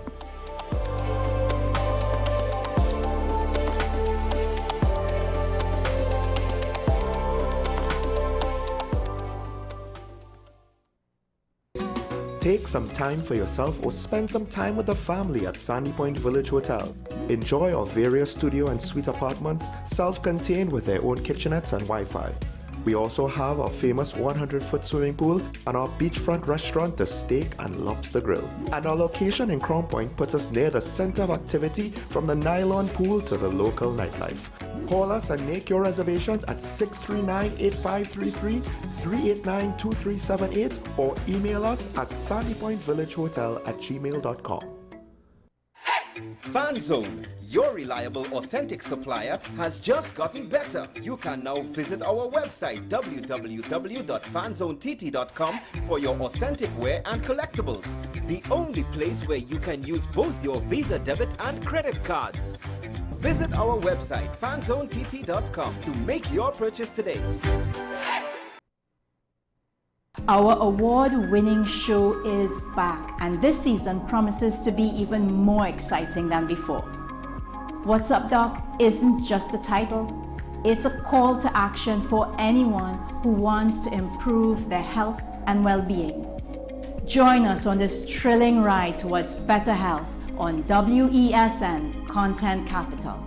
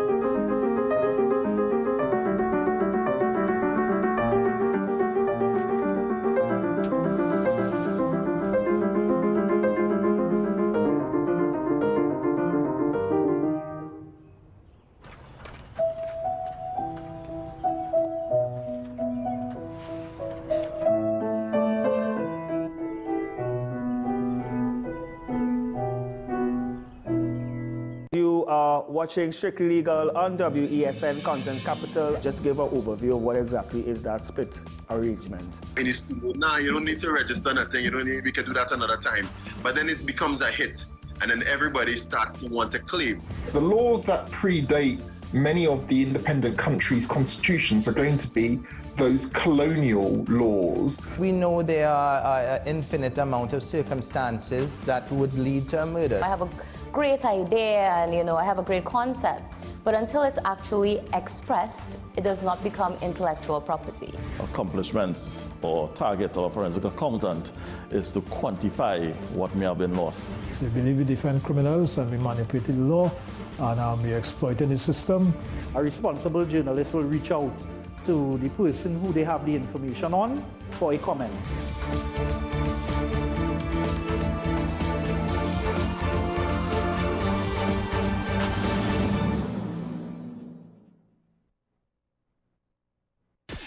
WESN.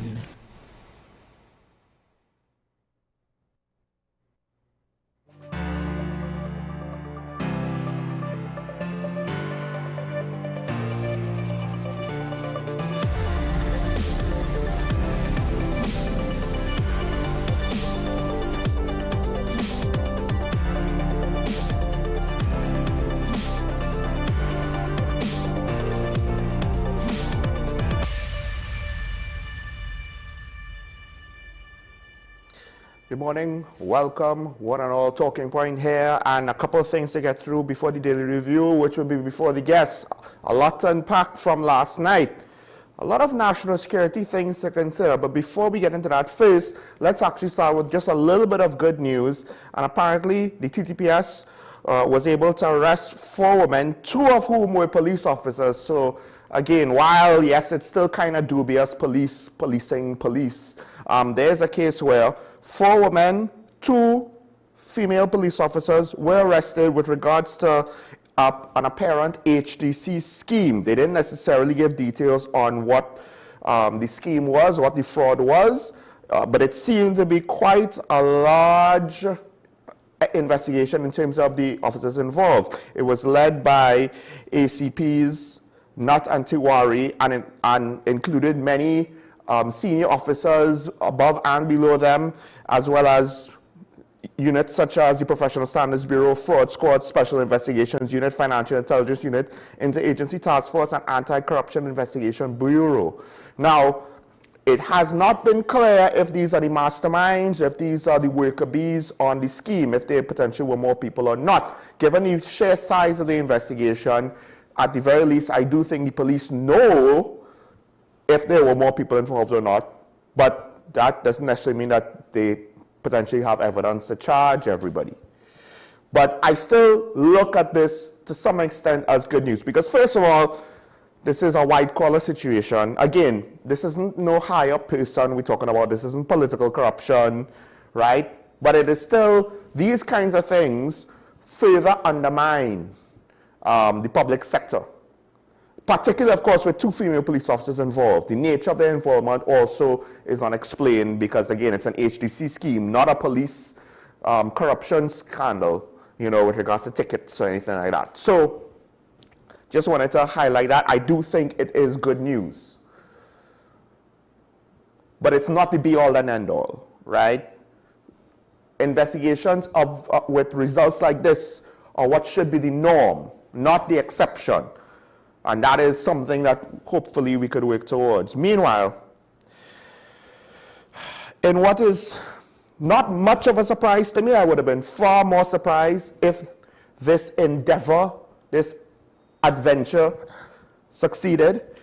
Remember, a while back, TNT joined Mexico in a lawsuit against U.S. gun makers, and the U.S. Supreme Court basically said, no, you can't pursue a lawsuit claiming that arms companies were complicit in the illicit arms trade to drug cartels and criminal organizations. Because to some extent, at some point as the seller, you don't have control anymore.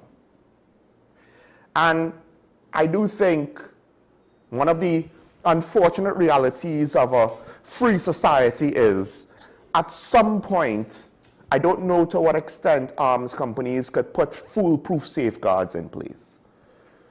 Because again, once you sell your weapon, there's no control. You can't, I don't think it's, maybe in the future you could put digital tracking chips, right? But there's always going to be an arms race, no pun intended in this case, between who is trying to prevent something and who's trying to achieve something. So in this case, it's between the criminals trying to illegally acquire weapons and arms manufacturers who are trying to not get hit with any criminal charges, basically. Because that's the other thing. To some extent, this lawsuit looks like it's kind of a civil matter, right?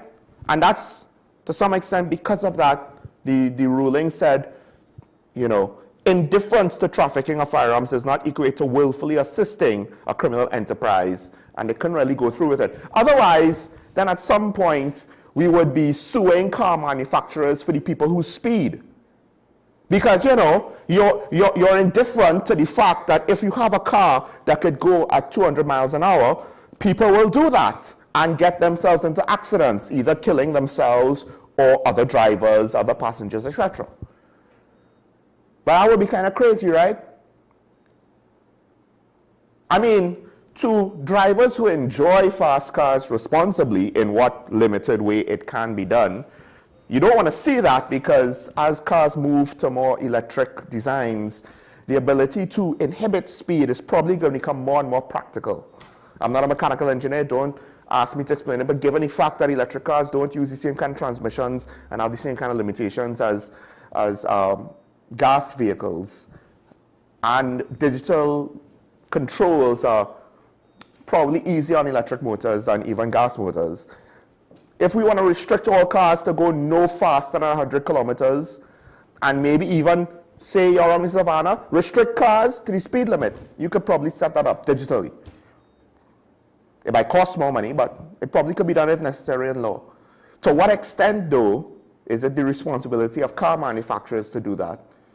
And to what extent is it the liability of the driver driving recklessly?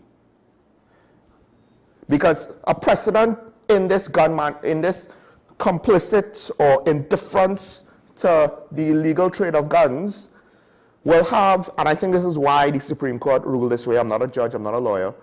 But once you go down this path, that precedent can be applied to other things. You might think, oh, it's fine if it's just guns, because I don't use a gun and I don't care about the consequences. The consequences won't just be limited to guns.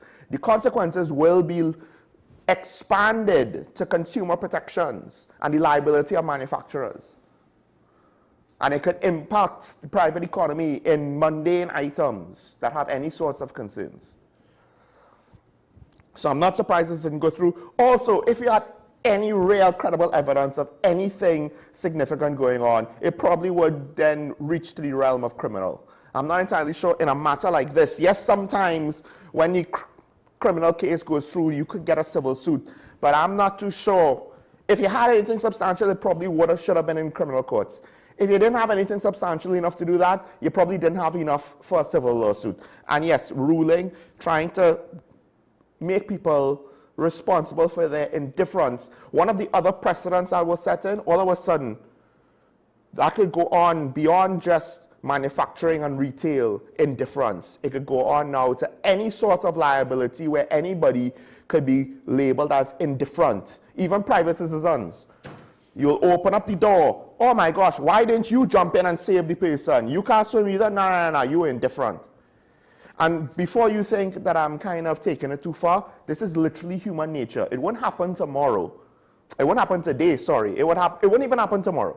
It will happen down the line, but it will happen. Because there already are some things, at least in American politics, 10, 20 years ago, the current proponents of said thing, in some cases, are on the record saying, that's crazy, that doesn't exist, and that will never happen. The current proponents, disbelieving the potential of what they are currently defending and championing, of having the possibility to exist 5, 6, 10 years ago. Now, last thing I do want to get at least into one story of the daily review, but the last thing to get into the opposition. Well, actually, I could wrap this in with the daily review's first story. So let's go straight into today's daily review.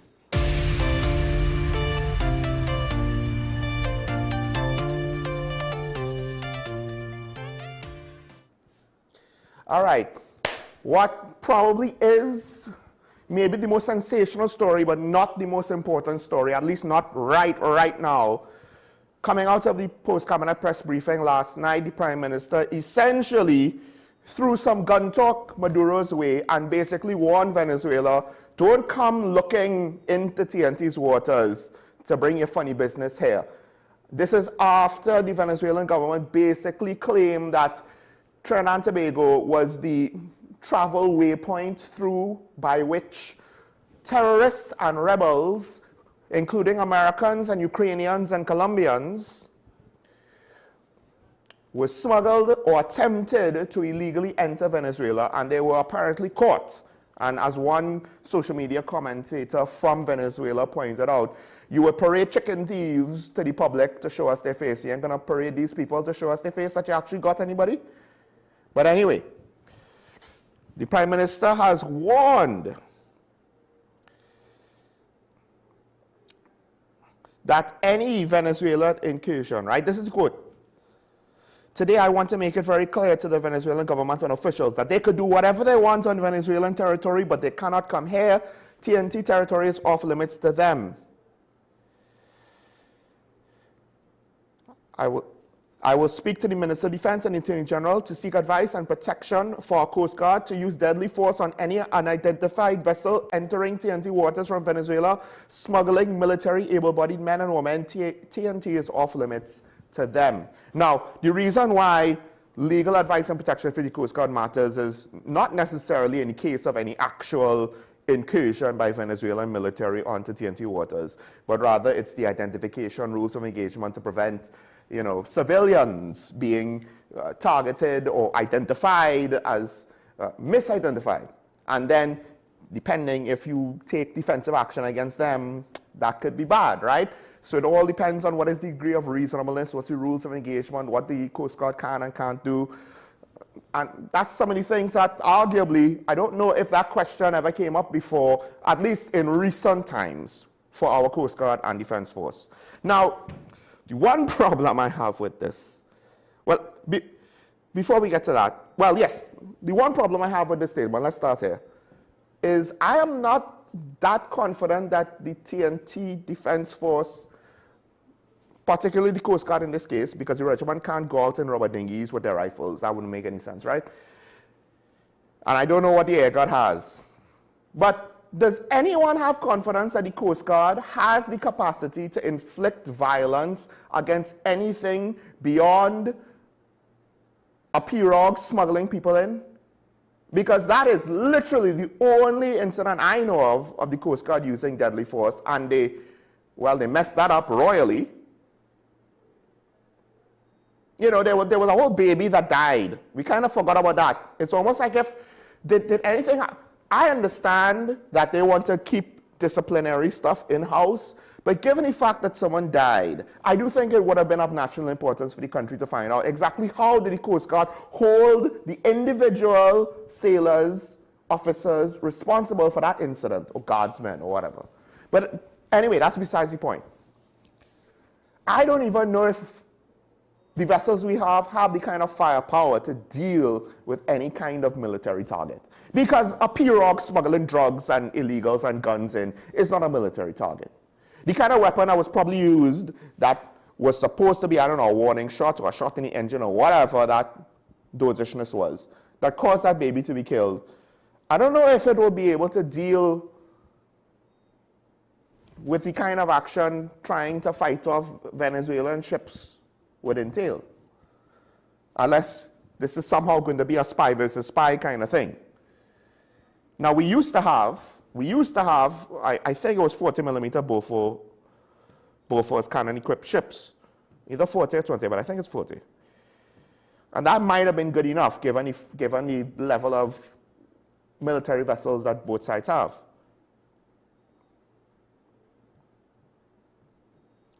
But yeah, I'm not confident that the Prime Minister could back up what she's saying. Because, let's be honest, our borders are porous for a reason, right? Now, apparently, the Minister of Defense is saying they checked the radar. There's, according to our radar, no such incursion into Venezuela from Trinidad happened. And this kind of gun talk, of course, comes with certain considerations. So I believe the Prime Minister and the Minister of National Defense is warning our fishermen to be careful. Don't get caught out in Venezuelan waters. And more importantly, for any Trinidadian or Trinbagonian national who's attempting to be part of any funny business, smuggling, whatever, because he pointed out, and I don't know to what extent how true this is, when fishermen are found dead in their boats, in more graphic detail, he outlined it. He said that's usually done for a reason. The implication is, at least potentially, they were involved in maybe trying to smuggle something in or smuggle something out. And the warning is essentially, if any TNT national that ventures forth into Venezuelan waters, they can't help you. The Prime Minister even said, no amount of crying on another program will help you. You do that, you go out of our waters at your own peril. Now, the flip side to this is, members of the opposition is cautioning this type of language. Former Foreign Affairs Minister Dr. Mary Brown spoke on behalf of the PNM saying, it is our interest to engage in prudent diplomacy as opposed to saber-rattling and name-calling. As a responsible and patriotic opposition, we will avoid saying and doing anything to inflame a highly sensitive situation in our neighborly relations. Dr. Hidrali, he was a bit more direct. He said that this was madness and powerful stupid. Right? This response is madness. Our gas fields are 60 miles out at sea. Does the Prime Minister really believe that we can adequately defend those operations with force against a highly militarized neighbor like Venezuela? That's not unreasonable, to be fair to him. To throw down a deadly force gauntlet to Venezuela can only be viewed as powerful, stupid, and an unnecessary burning of our bridges with a friendly neighbor. I guess we're not part of CARICOM when it comes to Essequibo and Guyana defending its territory. In a thinly veiled attempt to curry favor abroad, what happened to standard diplomacy, fact-finding, and common sense in handling sensitive matters of this nature? Now, first of all, to some extent, if we go with what Minister Sturge said, Venezuela is lying. They're Managani people. We don't necessarily know why. Again, it could be targeted Colombians, it could be targeted Americans, right? We're not entirely sure if we're supposed to be a target for this, but to some extent they included us. They could have just said Colombia. But no, they decided to include us. I do think that probably some smuggler did something stupid and things got out of hand, and the truth doesn't have to reach Maduro's ears. Yes men are abound when it comes to dictatorships. In fact, one could argue yes men were potentially abound when it came to the last administration here in TNT. Does that mean they were dictatorships? I leave that up to you to judge. But back in 1936 or so,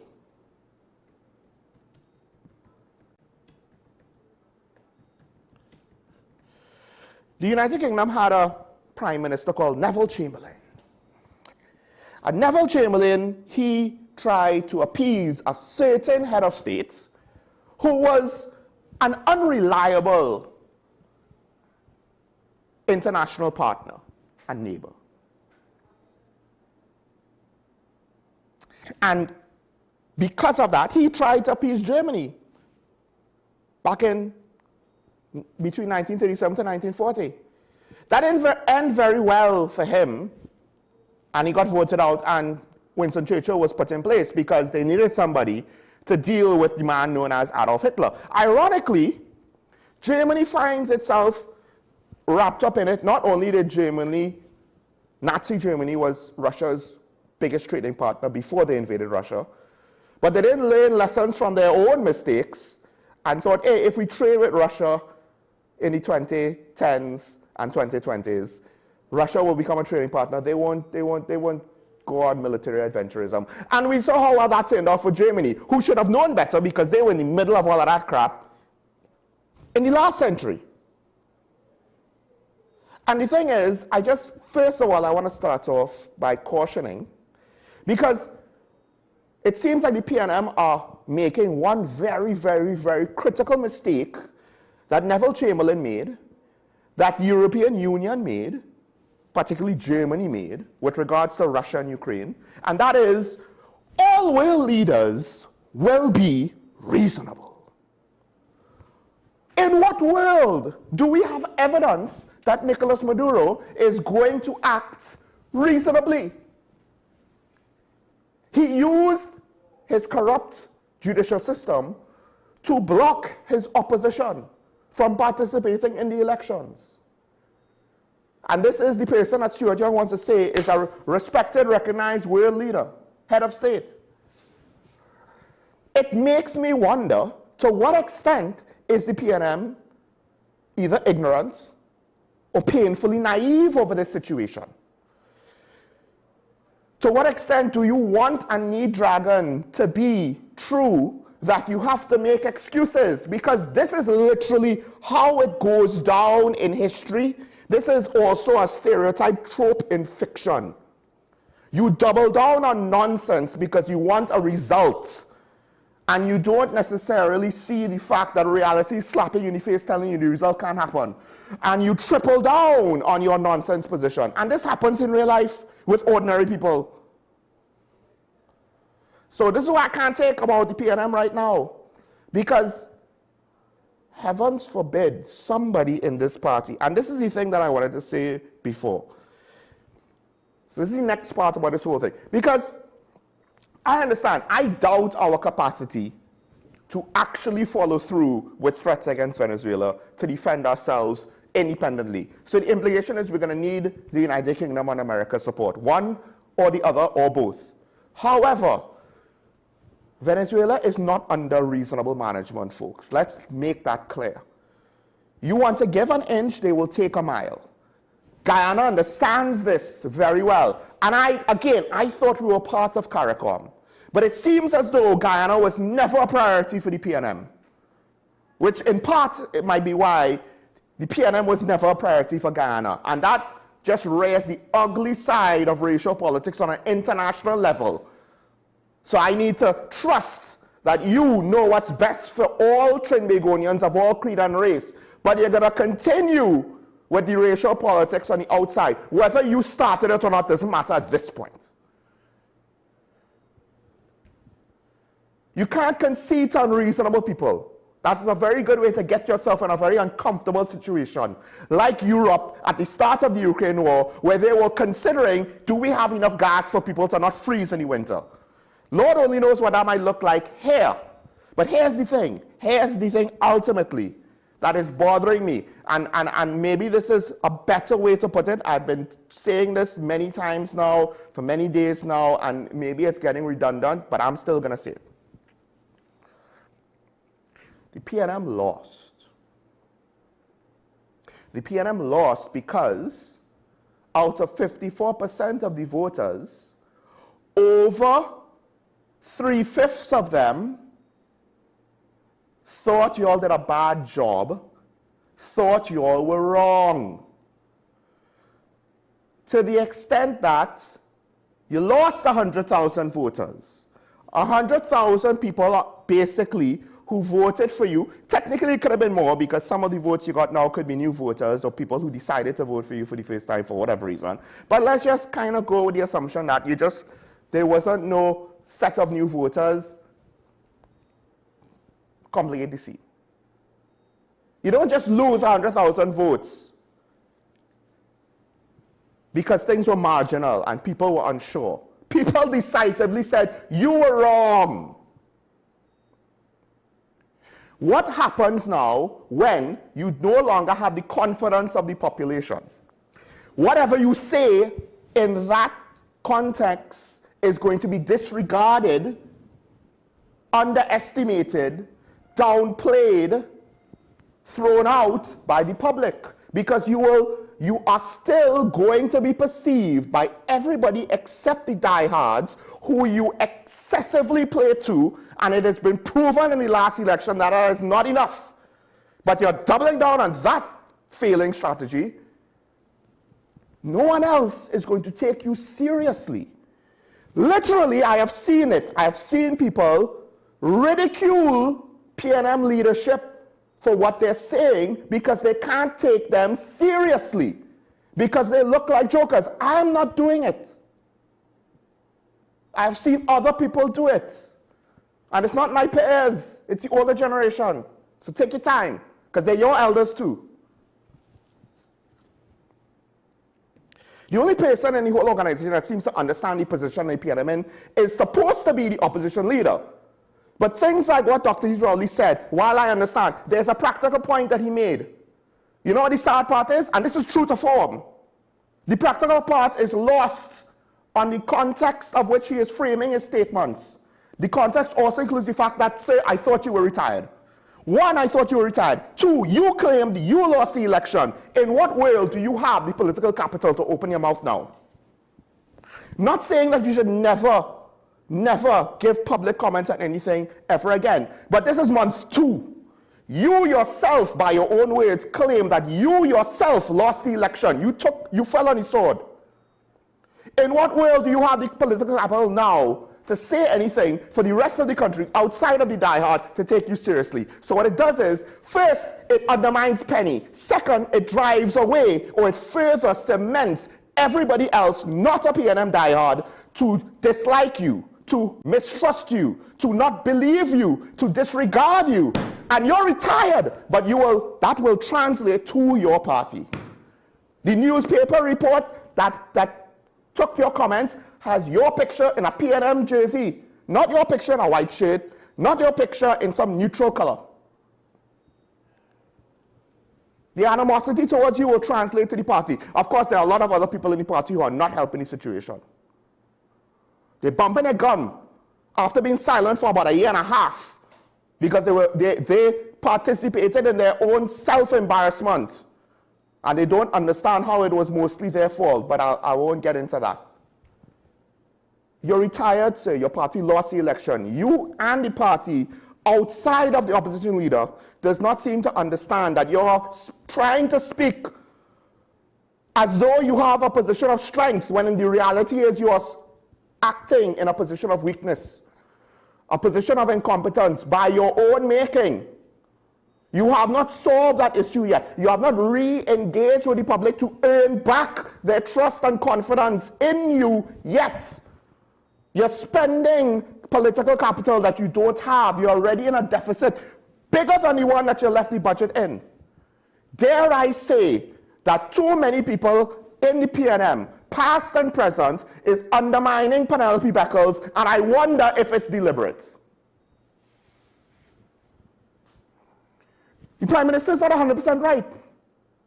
But that will be lost because someone who claimed to be the loser decided somehow he had license to act as though 2 months after or less, he knows better. That does not speak to the fact that you acknowledge your defeat. That does also not speak to the fact that you wanted to retire.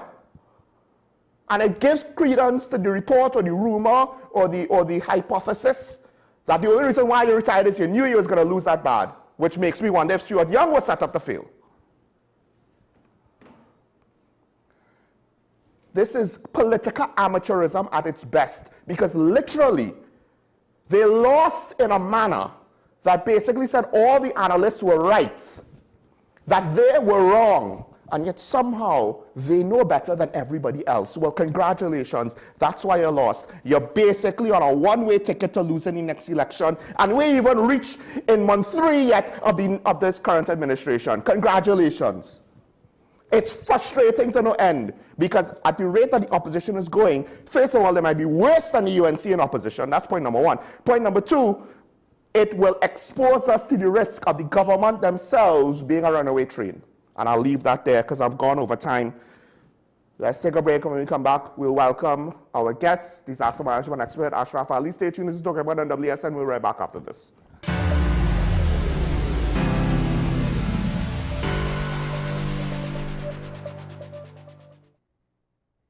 Struggling with heart health or frequent migraines? Discover the simple steps to reclaim your energy and vitality. We're diving into a topic that affects about 422 million people around the world. Diabetes. Tune into Wellness Unlocked, the series that delivers expert advice, practical tips, and inspiring stories to help you take control of your health and well-being. Your health matters. Don't miss Wellness Unlocked. Watch now on WESN and take the first step toward better health.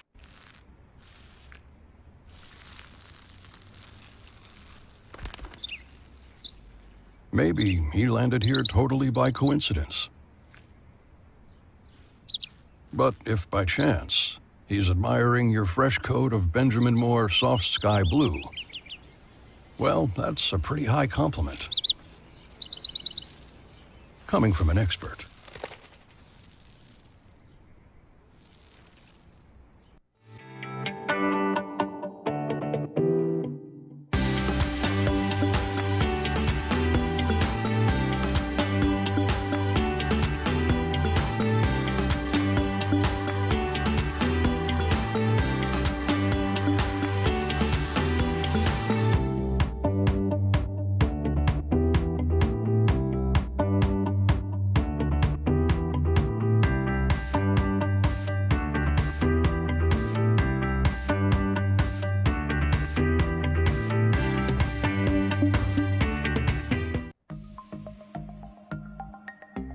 Knowing how to tell authentic is as easy as 1, 2, 3. Find it, match it, search it. Step 1. Find the style number on the tag. Step 2. Match the style number inside the jersey with the number on the tag. Step 3. Search it.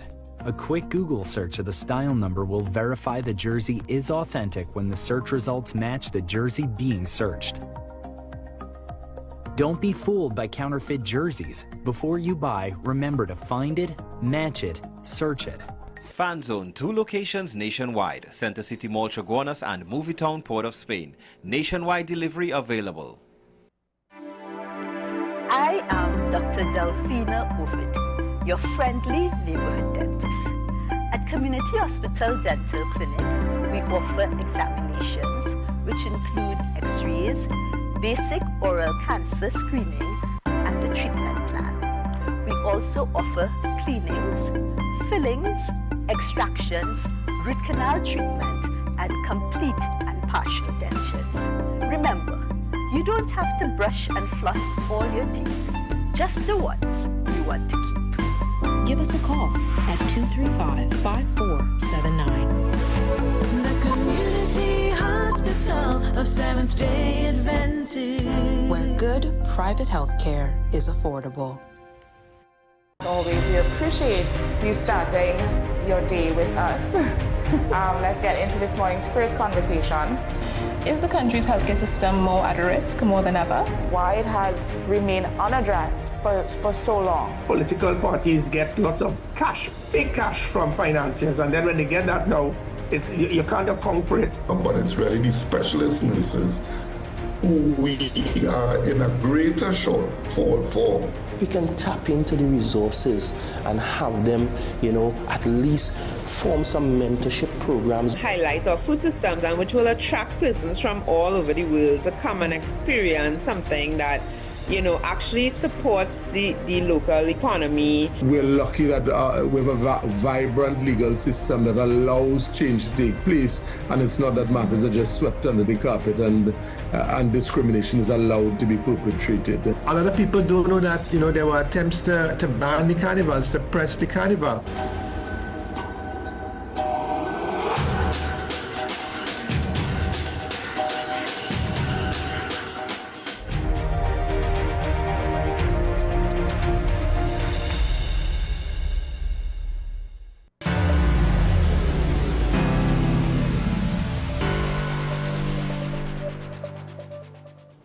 I'm back here and talking about the WSND Connect Cattle Show. Michael Small here. We do have some comments with regards to what I was talking about, and I'm joined by disaster management expert Ashraf Ali, who I should at least give him some time. This is technically not the topics that was pre-planned, but I should give him some time to vent on this or ventilate his opinions on this. But we'll do so while looking at the topic, the comments. Now, I just want to double check something. Let's go to the second comment. We'll then go to the first one later on. So the Coast Guard is only good for Independence Day Parade. I would argue yes, because have you not seen the fact that we had open borders during a pandemic when our borders were supposed to be closed? Anyway, Ashraf, good morning. Morning, Sean. I mean, is my statement just not reasonable with regards to the Coast Guard and the results we've seen, right? I'm not saying that they're totally incapable and objectively speaking. It's just that the results kind of suggest we have to be worried about their capabilities, not so? And the reality is that when it comes to our borders, and even though persons might say, you know, you're getting in the realm of national security, but the issue is that we're in a crisis situation and we're in a critical situation where we have a number of nationals entering our country illegally on a regular basis. There is no way that we could realistically check the numbers, right? I showed a number because when we had the registration, right, it was about 15,000 or something. Those are the ones I would say are more, or the ones who want to make themselves known and get legitimize themselves. But now, how many more that we have here that we don't know about? Because when you look at what is happening in the eastern side, right? The opportunity for persons to leave Trinidad and go to Venezuela, it's less than an hour. Right. Less than an hour. And many of our persons, nationals that facilitate that situation. So we are in a crisis situation because our Coast Guard doesn't have the capability, manpower, and the resources to even mitigate against some. I can't say stop it because it's something is real challenging to stop. Yeah, right? It's very hard to stop completely. Yeah, but they can't even mitigate because they have the challenges by themselves. Well, I mean. So I'm simply saying, is illegal immigration not a crisis situation for our country? Because at the same time, it adds to our crime. It adds to the crime and our social problems that we also have. Well, also now it seems as though the Venezuelan government wants to kind of use the porous borders and wrap that up with whatever situation they're trying to do with this international play that they're trying to, power play that they're trying to play out. Obviously. One of the things is it's results-based analysis, but during the lockdown, when there shouldn't have been that much clutter on the waterways, it seemed as though we weren't able to secure maritime borders when there wasn't supposed to be traffic. That amount of traffic in any event. Right, to cause confusion, right? So I understand now it might be harder, but during the pandemic, we got variants of COVID and probably straight from Latin America itself. So, I mean, either that or the quarantine plans for people returning via airplane was just that insufficient. But I want to continue going because we have another comment after this one there. The third comment, the one next in line. Every PNM token except Penny. Ooh. And I think basically I said that it looks like she's being undermined. And because she is speaking, but she's speaking like we need to heal, we need to come together, we need to learn from mistakes. That's what she's saying. And no one else is saying that. No. The Prime Minister, or just the opposition leader, the Prime Minister made a statement in a post-cabinet briefing, and I think that is a positive for the present administration that they are coming to the public. Whether the public appreciate what has been said or not, I think the public is. No, Snap poll last night, the public overwhelmingly agree with the Prime Minister. So it's good. So it is good that they are being transparent in the context of bringing information to the public, answering questions and say where they are, where they intend to go, and how they intend to treat with certain situations. You may not get 100% support for it. Fair enough. You would have detractors of the issue. But the question is, when the former administration was there was no outcry when statements was made. Or I should say, not as much outcry.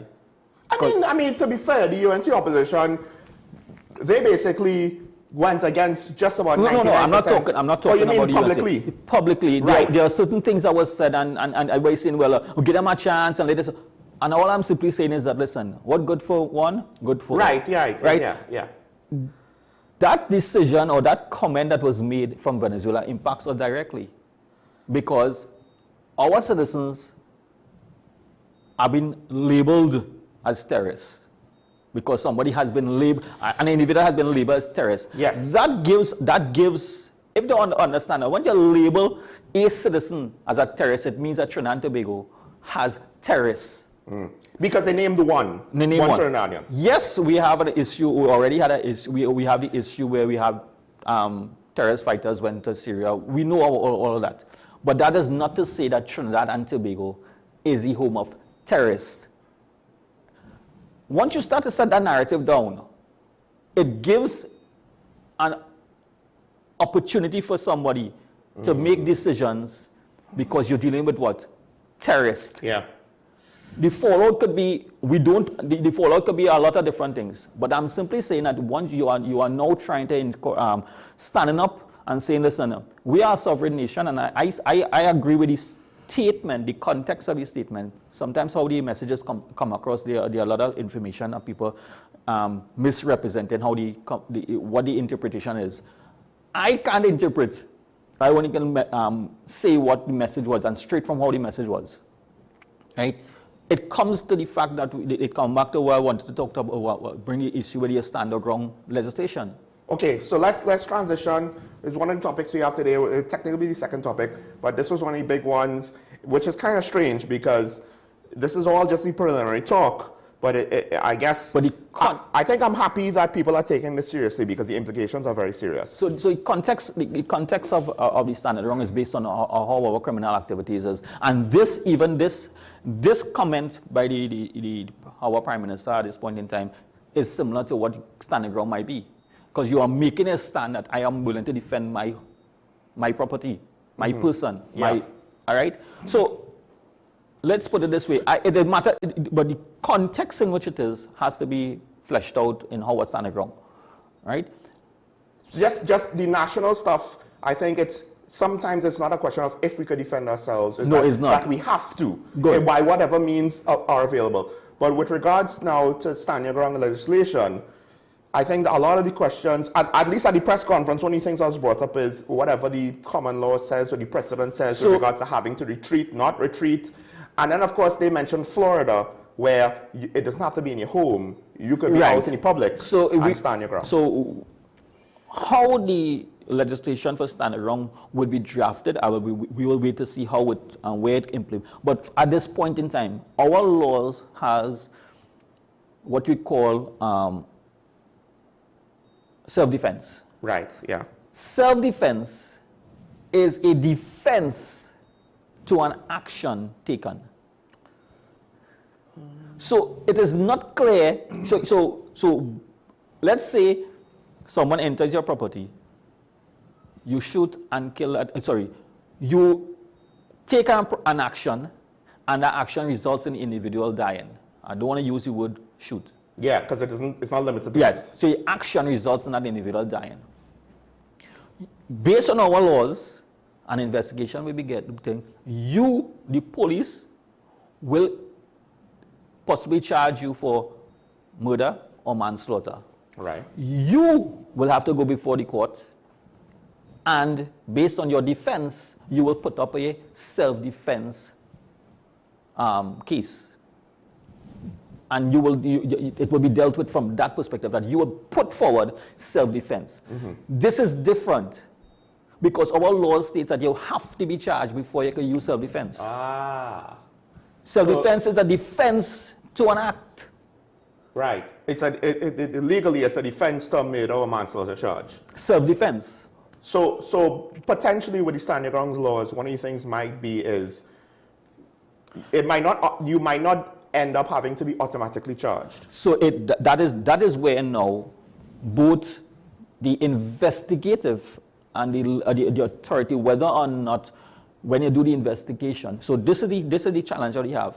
The challenge that we currently have is that the level of investigation that is being done And the way that the law is catered, the law enforcement personnel doesn't have the opportunity or the authority to say this person acted in self-defense and no charges could be laid against that individual.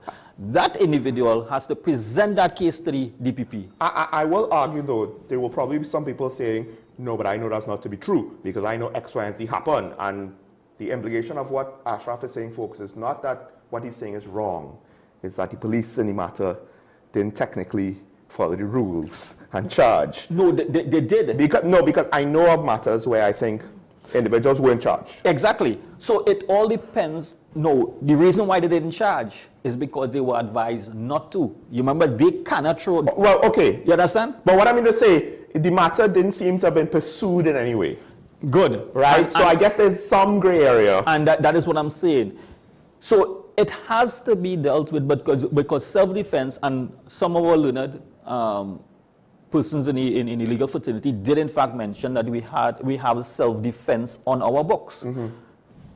How it's going to work with the stand your ground is we have to make sure that we don't overstep each other or duplicate which one takes precedent over another. Because to some extent, politically, the perception could be that at least critics who are reasonable, that there is some amount of redundancy here, because even the Speaker of the House apparently before announced the Speaker was on record that, look, well, we already have stand your ground laws in place, and he even headed off the argument about having to retreat. He's like, well, no, the current common law precedent, from what I understand, is you don't have to retreat. You don't have to retreat. Right? Now, maybe the case is it might be better to, instead of having a common law precedent, to have a legislative statute to cement what it is. So I've been hearing a number of conversations and in the public domain where people misinterpret what they consider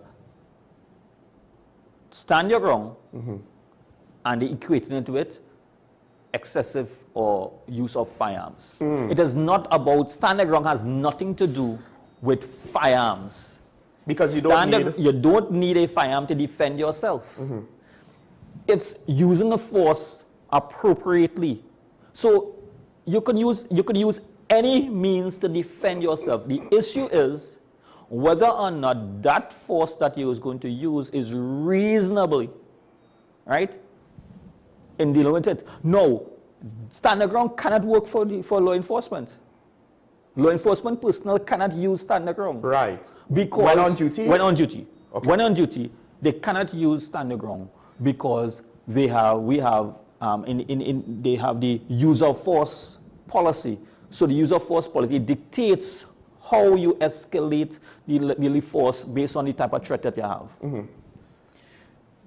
So when the public and a number of persons saying it means more firearm, it means you're going to give this one firearm, get that one firearm, it does not, stand your ground has nothing to do with firearms. Well, I mean, forgive me, but politically, the administration is tying stand your ground with firearms. And because how it is dealt with, the two of them is being dealt with at the same time. Yes, but I would argue they're also being not just dealt with at the same time as though they're two parallel but not, connected. They are connecting it in how they're framing. Good. So they are connecting it in that context, but I want people to understand. It won't be limited. Getting a firearm is not, even if let's say the stand your ground legislation pass, mm-hmm. And it is enacted, that doesn't automatically mean that anybody apply for a firearm, they're going to get it. Right. So they must have a continued measure in terms of getting a firearm and the rules. Now, they may have to consider the use of the firearm and the policies and procedures on how you get a firearm and the use of a firearm. Because the implication is this, and you just pointed out, people are misinterpreting the concepts already, right? Now, there have been studies to suggest, not to prove, but there is evidence that suggests laws like this can lead to more firearm homicides and homicides, right? And we just had an example last weekend, I believe, yes, in Tobago, of a bad example. Unfortunately. And unfortunately, in both that and the fact that it was a police officer involved, so it complicates the issue even more. But let's just go with the fact that, look, even for a police officer, there's self-defense technically already on the books, right? with regards to judgment, imagine now less trained individuals, all having legal firearms and passing all the tests and everything. But you already just pointed out the public isn't fully aware of what the reality is and the potential of people making mistakes on what can or cannot be the correct course of action in that kind of harsh judgment call situation. It just opens up society to having more shooting-related deaths, whether rightfully or wrongfully. But wrongfully is part of the concern. Possibility of it. Yes, the possibility. Right. I mean, that's fair, right? It is fair because once you have a number of persons with firearms, there is a realistic reality that you would have some indiscriminate manner. But at the same time, how many illegal weapons that we have? Yeah. And if the persons who have illegal weapons are not being held, are not being placed before the court and being answerable for their actions and have the opportunity to be repeat offenders, what are you leaving for the average law-abiding citizen who is simply saying, listen, there's no means, there's no legal authority for me to defend myself? Is it that I have to take action and then go before the, and be placed before the court? And here's the sad thing about it. Sometimes, not all the times, persons who take these type of actions and defend themselves, they are being treated as, or treated just like somebody who committed a criminal offense. Yeah. Not understanding that they defended themselves. And you have to have some level of understanding that this was not a clear criminal act, but an act to defend someone's property. But they've been treated like criminals. Yeah, or the court of public opinion. I mean, it happens in the States, and we import a lot of those ideas from the States. But here's the thing, though.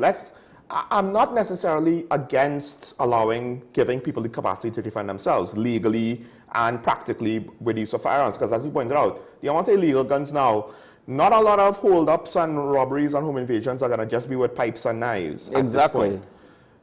If this goes through and FULs, I'm not going to say the floodgates are open, but obviously it seemed as though the previous administration was kind of keeping things from going forward.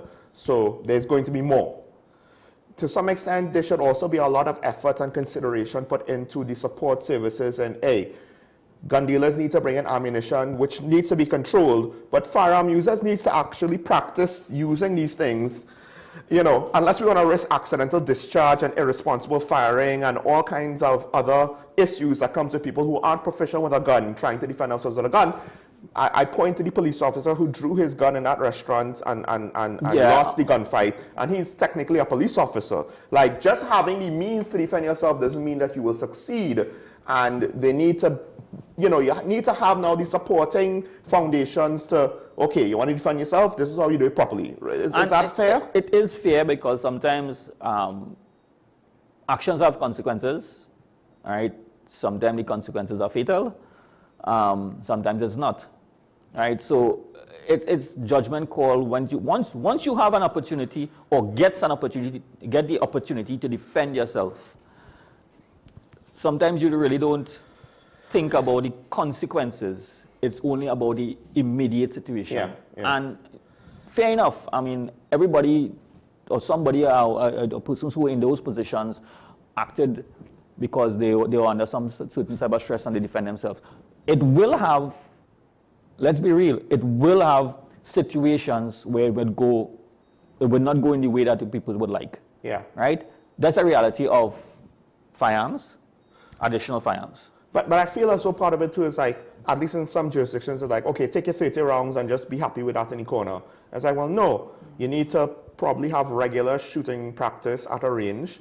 And maybe you can't buy the bullets to take home, but you buy the bullets to use on your range, right? Because, again, I know of people, I'm acquainted with people who lost loved ones because they pulled out their gun and the criminals were better shots. So a couple of years ago, when I was doing my additional retraining in the firearm use, there was a particular instructor who indicated something. when you have 15, you have 2 magazines, right? If during an incident, a law enforcement officer who has a pistol and 2 magazines, right? And you are caused to use your 2 magazine, that firefight was not, you supposed not to get involved in that firefight. You say, understand it means that you're already outmanned or outgunned and you're going into a firefight that you can't win. Yeah. So you have to think about whether or not it would have made prudent sense or self-preservation to use one, to shoot your way out of it to defend, to get away from the situation as opposed to engaging because you really can't. So well, there's 2 sides to that, yeah? That's technically the point I'm making, but that is a good point though, because I feel people want, yes, they want to defend themselves, and legally it's not like you can have an arsenal. So even if you have a gun and you're facing on 4 men with guns, you might literally just not have enough bullets to deal with the situation. So you need to, discharging the weapon alone is not the opportunity. It's not to just shoot indiscriminately. Yeah. Self-preservation, you're defending yourself, so I have to self-preserve myself. So my opportunity is to what? Use the weapon to get away. I had to use the weapon to defend myself, not to defend yourself. You see, people feel defend means just stand up and like in the Wild Wild West and we have a shootout. No, that is not defense. Defending yourself means I could shoot to retreat. That is how law enforcement... But if it's your house and your family is there and there's no... Let's just say in some homes there's nowhere to retreat. Fair enough. There are circumstances or situations that would be dictated how we are eating. But there's not a clear cut. Because this to me means that with the gun, you should probably not just have firing range training so that you don't just waste ammunition willy-nilly, but also tactical training so that you can identify, hey, this is a no-win situation, or this is what I have to do.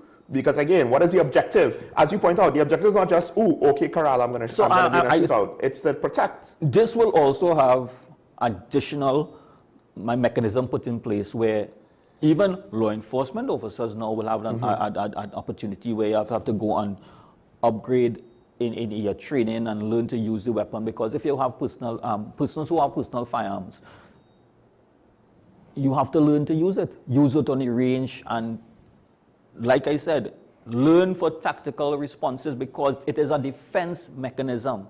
It is there for protection, not like I said in the Wild Wild West. You come out in the corral, right? Somebody sunrise and you pull, and who are the fastest draw? That is not what this is about. This is about having an opportunity to defend yourself. So when we used both of them and put them in the same box together, there's a lot of misinformation coming through as to how we use it and how we don't use it. But at the same time, I think from a critical perspective, we are in a crisis situation when it comes to criminal activity, persons trying to defend themselves, the use of firearms. We have to come, we have the administration has put in together some means of dealing with it. But somehow or the other, I believe that the information that is coming out from the relevant authorities is not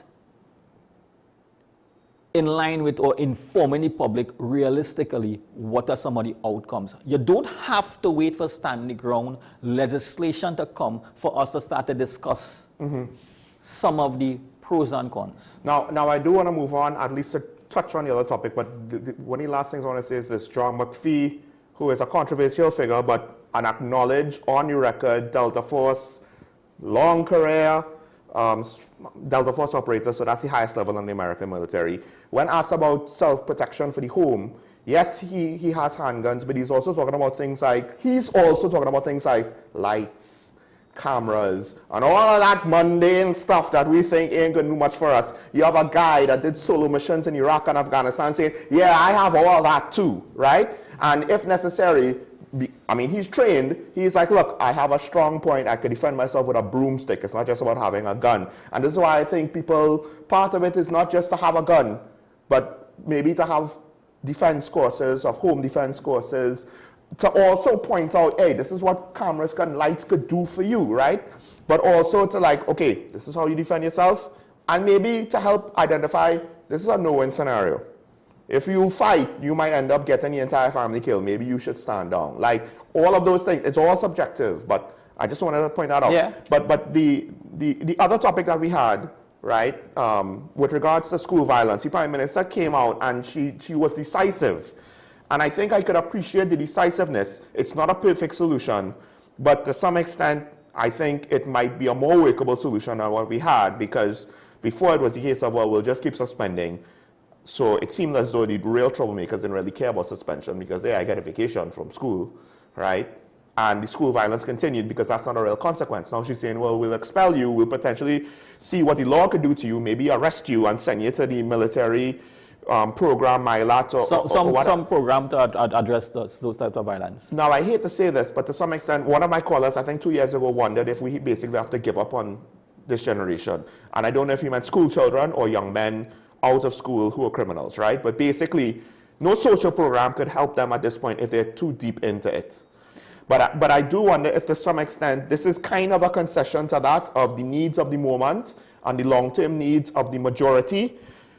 You're kind of half sacrificing the minority who are violent. You're not totally throwing them away because you're saying, no, we'll have a program for them. We're not just going to chuck them in jail.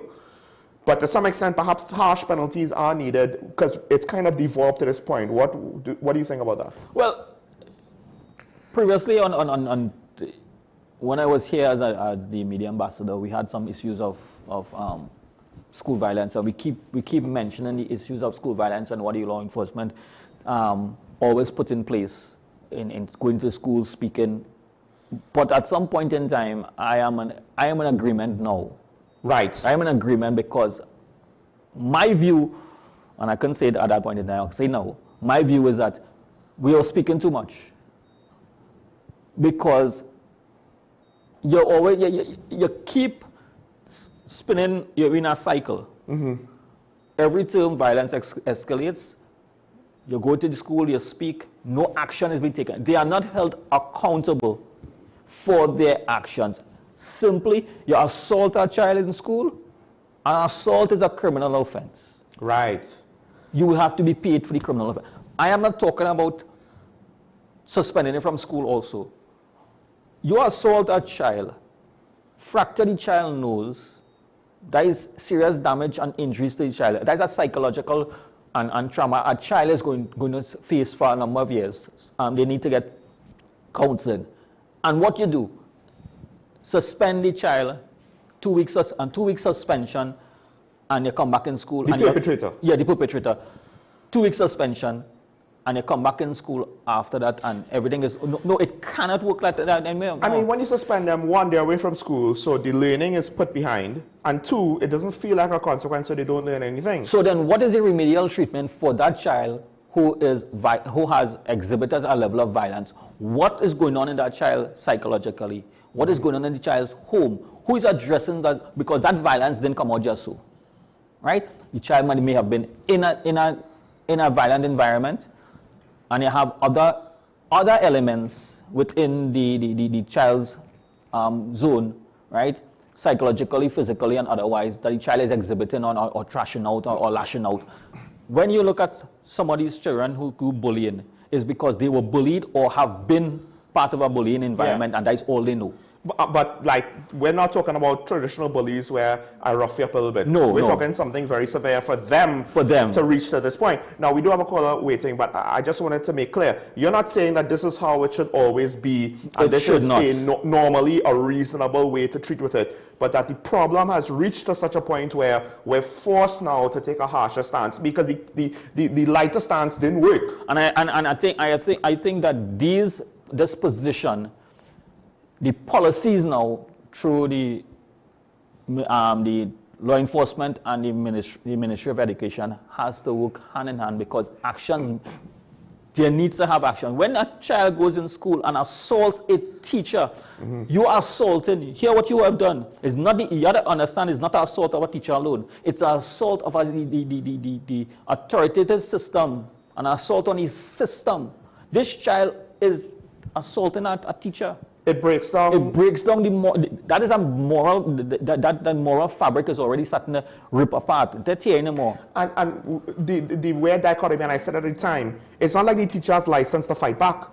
The teacher, if the teacher fights back or defends himself, he is chastised and they could be subjected to discipline or even a criminal matter. Say that you assault a child because you should have known better as a child. No, the child should have known better to assault a teacher.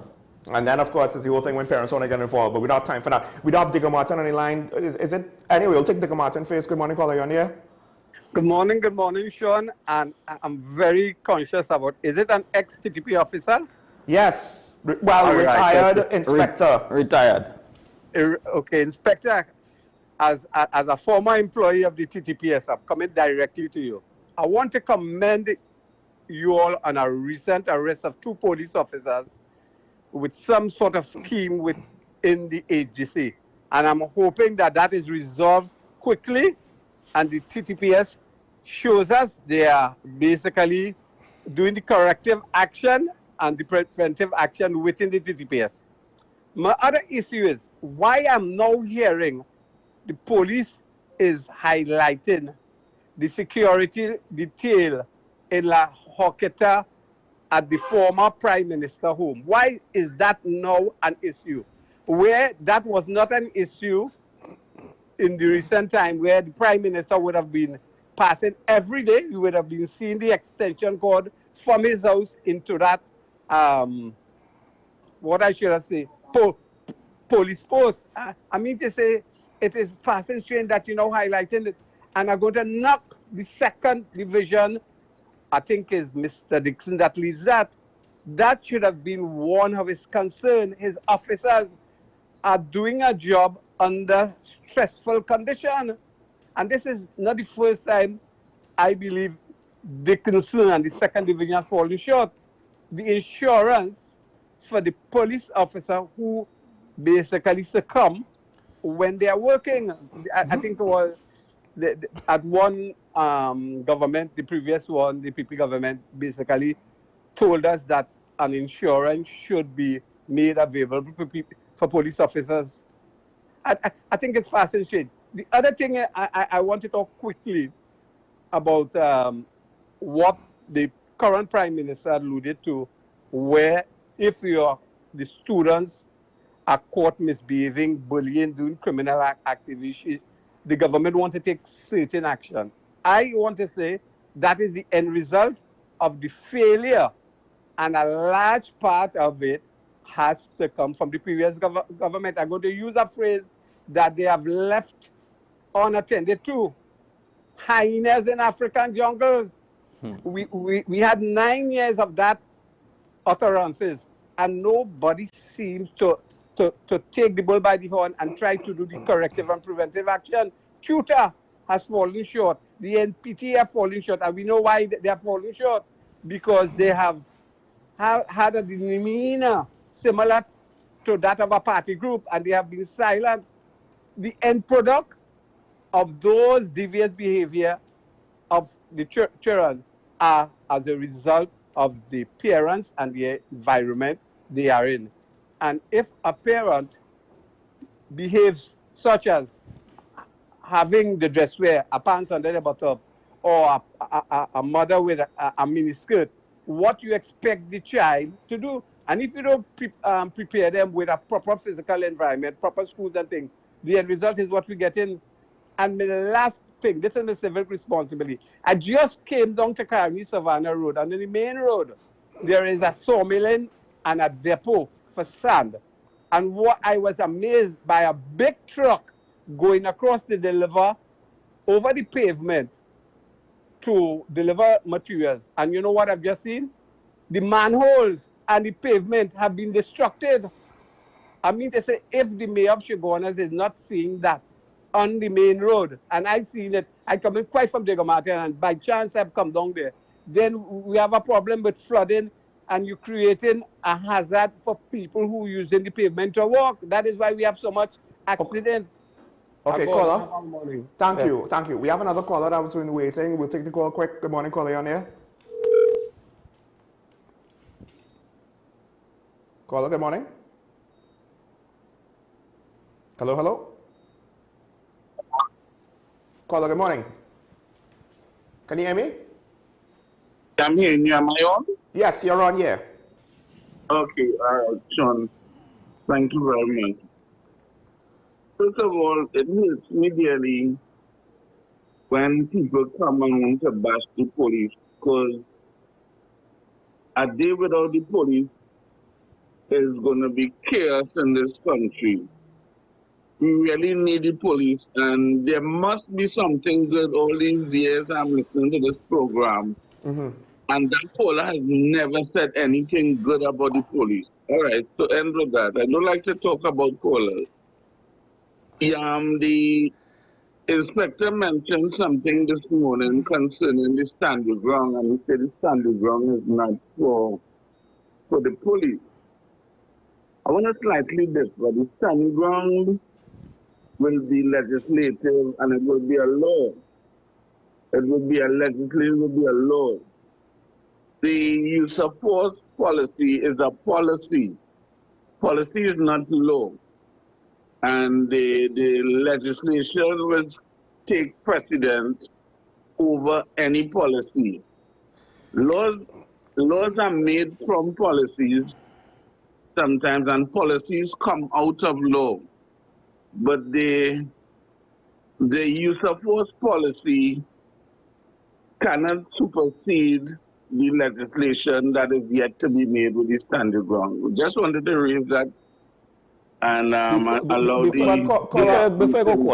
Hold on, yeah. I did not say that.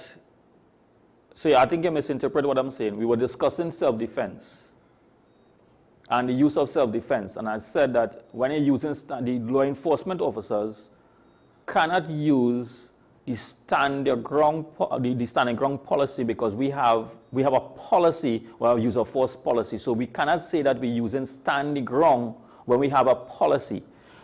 If on duty, once an officer is on duty, it's going to be different. We have the policy that we're using, the use of force policy, but we are acting on duty. The standing, we cannot say that we're working within the law, because we have a policy how to use force. The laws, we govern by all the laws, but we have a particular policy with the use of the firearm, and that is specific to the use of a firearm.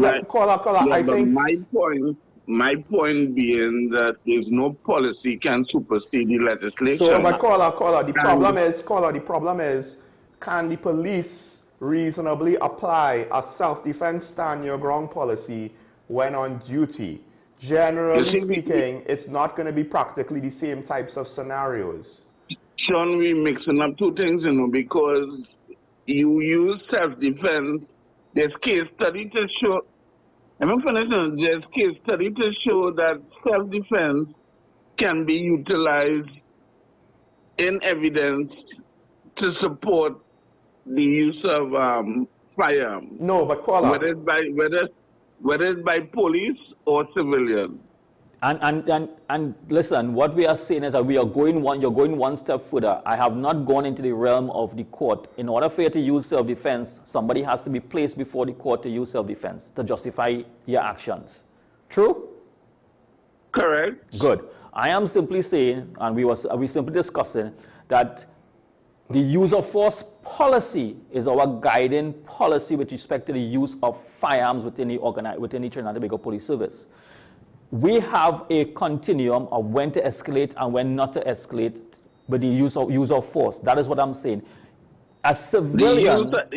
You said the firearm. Yes, specifically the use of the firearm we're talking about. I think the key point is what Ashraf said. If it reaches the court, if there's a court matter where the use of the firearm is brought before the court and a police officer is the defendant, then potentially the stand your ground laws could come into play. But when it comes to literally rules of engagement, that will guide the police officers. It will not be the stand your ground law that will guide the use of police force. It will be the use of force policy. I think we're discussing something prematurely here because we don't know what the stand your ground law is going to have. And that is what I'm saying. So when my open statement to Sean was, I do not know what the legislation would be like, but we can discuss what we already have existing, which is a self-defense for any a self-defense, as well as a policy that we have in the organization, which is for the use of force policy. So we have two existing. Whatever the legislation that is put in place and how it is presented and how they're going to take these two things into consideration, we are yet to see how it is going to work together. Although I think I'm in total agreement with that final statement. Guys, you'll have a nice day. Thank you, caller. The thing is, the last thing I want to say on that is, if the stand your ground law supersedes use of force policy, like directly, law, right? Yes. Once it's law. If it does in all ways, or if it does too far, then literally the police now and the capacity and how they use force will probably be hampered more than it will be opened. Right. So that's why you can't just blanket say that it will supersede use of force policy. Exactly. So we have to wait and see how it is drafted accordingly. All right. We have another call on WhatsApp. We'll take the call. Good morning, caller. You on the air? Yes, sir. Yes, morning. Morning. I heard everybody talking only firearm. What about the pepper spray? I ain't hear nobody talking about the pepper spray and thing about that. Well, I did mention it's not about firearms. I mean, yeah, right, that's a fair comment, caller, yeah. Nobody, what I'm saying, nobody is talking about using that. Everybody is firearm. Okay, but I'll hang up now. All right. Thank you, caller. And actually, stand your ground laws, because depending on the jurisdiction, use of pepper spray is not like, well, it's less lethal, so you could just use it willy-nilly. And those things have been exploited by, how to put it, people up to no good, let's put it that way, right? And it could cause considerable harm, so you actually do need laws to kind of govern their usage. And I'm not too sure if we really went all the way and have comprehensive laws to govern that. And it made news, right, during the candlelight vigil, and once that died down and the protest stopped, all of a sudden it was no longer a priority for the government. I think the problem was that the manner in which persons view or the requirements for pepper spray and the issues surrounding the pepper spray, I don't know if many persons decide to choose to use pepper spray because it seems that they want to put pepper spray like a firearm. It's a non-lethal device. Right, but you could still assault someone with it. Fair enough. I can assault you with anything else other than a firearm. True. No, well, it wouldn't need the same kind of regulations like a firearm. Yeah. Exactly. So I'm saying that if you want to allow persons non-lethal devices, the opportunity must be there, or should have more flexibility for persons to access non-lethal weapons for self-defense purposes. Why haven't we considered a taser? Well, that too. There's tasers, right? Yeah. There's the taser, there's the pepper spray. So I'm saying that we need opportunity. They must have available opportunities and options, I should say, also, other than a firearm. Now, persons, I could tell you, as a person who as a law enforcement personnel, who had an opportunity based on certain areas that I was working before, and now that there are many officers who carry firearms, carry firearms. Carrying a firearm is not just carrying a firearm, just saying I have a firearm. Yeah. Sometimes it's worse than having a child. You have to be self-aware anywhere you go. The responsibility.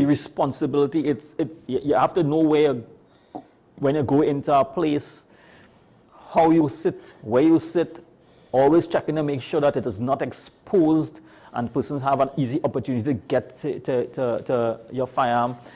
We have a very close relationship, how we greet each other, right? Right. Yeah, of course. You give her a hug. Sometimes slight a hand, and sometimes persons hug and they hug you in certain areas, and they feel and they ask, hey, so you have to be self-conscious that you're always having a weapon on you. And this is part of your training also, being self-aware that you have a weapon. And the weapon, you have to protect that weapon, because that weapon, the person does not have to have a firearm to take your firearm and turn it on to you. Right. So you have to always remember that you have to protect that at the same time. Or if you lose it and now it's out in the public. So you have a... So, I mean, it's fiction, but there's a TV show that had a couple of interesting examples from television. One is when a perpetrator tossed a gun being chased by the police and a child picks it up and bad things happen. And that could happen in real life, right?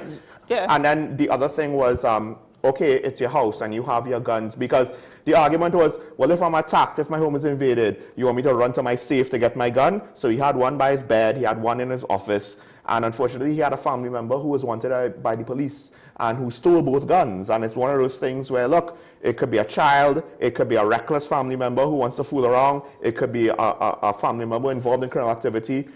They are trained, and firemen and firearm specialists will tell you that they're also trained not to draw their weapon. That's a last resort, because they are competently trained and so skilled that when they draw it, there's no option anymore for them.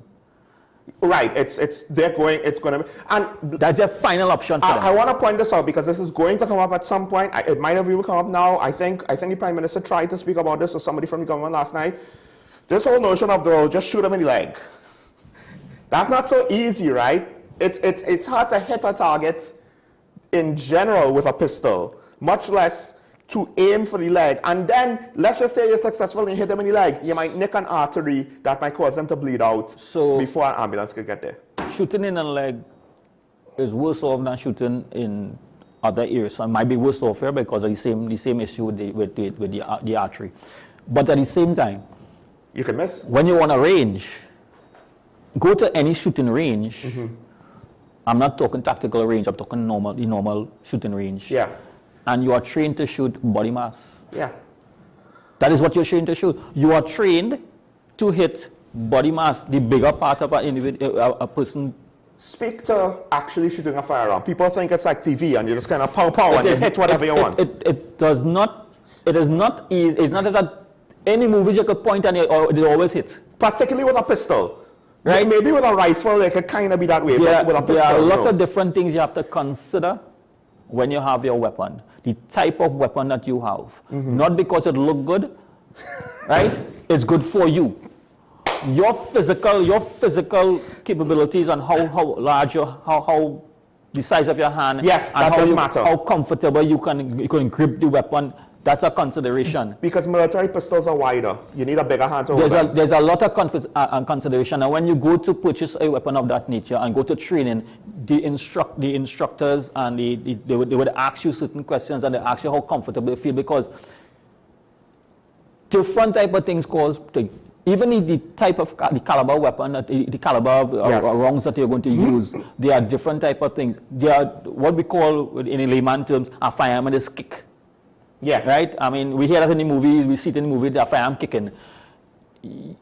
There are certain type of weapons have less recoil, and that is called recoil. Right? But we, in layman terms, we call it kick. Right? It has less recoil than some. Right? And you have to know how to shoot the weapon, because when you line up, there are certain ways that you line with attack, and now these are things you learn in the range. That's why it's very important that when you're going to get your firearm, that you go and get some level of competence on a shooting range. Because like some people think a shotgun is a good self-defense weapon, but those tend to have, depending, serious kick. Yes.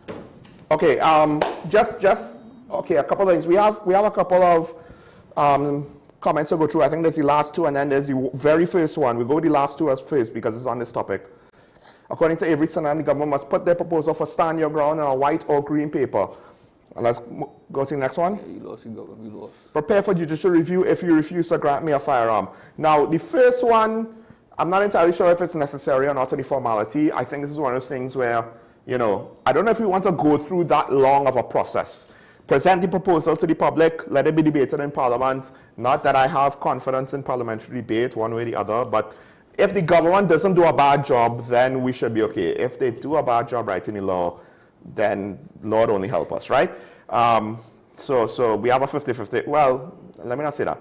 But the second part there, prepare for a judicial review if you refuse to grant me a firearm. I'm not entirely sure how that would work, depending on the authority of the commissioner. However, and the existing laws. When you check our constitution does not give you the right to bear arms. We're not America. Yeah. However, in our constitution, we have the right to defend our homes and the enjoyment of our personal property. It's a technical. Right. So I'm not going to know any. This might be how the judges rules is up to them. It's very technical in how you approach it, right? You have a lot of constitutional lawyers who are very experienced in that will tell you there's a lot of interpretation how that could be dealt with, right? And yes, fair enough. So I am simply saying that if someone does not get a firearm, you are free within the laws of Trinidad and Tobago to ask for judicial review on why you get a firearm. Let it go. Well, someone went to the court, but I think the court didn't have the full capacity to compel the result. Exactly. So there are a lot of things that has to be put in place, and I'm simply saying, if someone does not have a criminal record, does it mean that that person is not a violent individual? Does it? Yeah, that's a good point. How many people, listen, they have some people who say it's a good thing I don't have a gun because road rage will shoot up the place. So there's a lot of different things that I'm simply saying the level of stringent measures that a lot of persons are asking for with respect to a firearm. If we implement all of that, then realistically, I don't think anybody will be able to be qualified for a firearm. You know why? One thing will change a lot. There's a lot of things that I was listening. When you go to get a medical, you're medically fit, right? A medical fit is not a full diagnostics of the individual. So are you telling me that I have to go and do a full diagnostics? Then if you tell me I have to go and do a psychometric test, and if I do a psychometric test, and based on the psychometric test, the outcome of it is either positive or negative, is the investigator required to ask the outcome of the psychometric test? Because is that a patient confidentiality? Am I supposed to go and ask So there's a lot of things that has to be considered because... Yeah, because that could be a legal requirement, but if it's not, then it's privileged medical information, right, yeah. Understand? And if during that psychometric analysis of the individual, or assessment, let me use the assessment of the individual was done by a medical practitioner, and the medical practitioner indicated, and the psychologist and said, listen, this individual, in my opinion, this individual does not or should not be given a firearm. Let me just use that as a... And a judicial review comes into that. That practitioner had to go before the court. Because the officer cannot speak to what the individual assessed. All they could speak to is because of the information that was presented to that person and advice. So somebody has... So that is where you open up a lot of more things.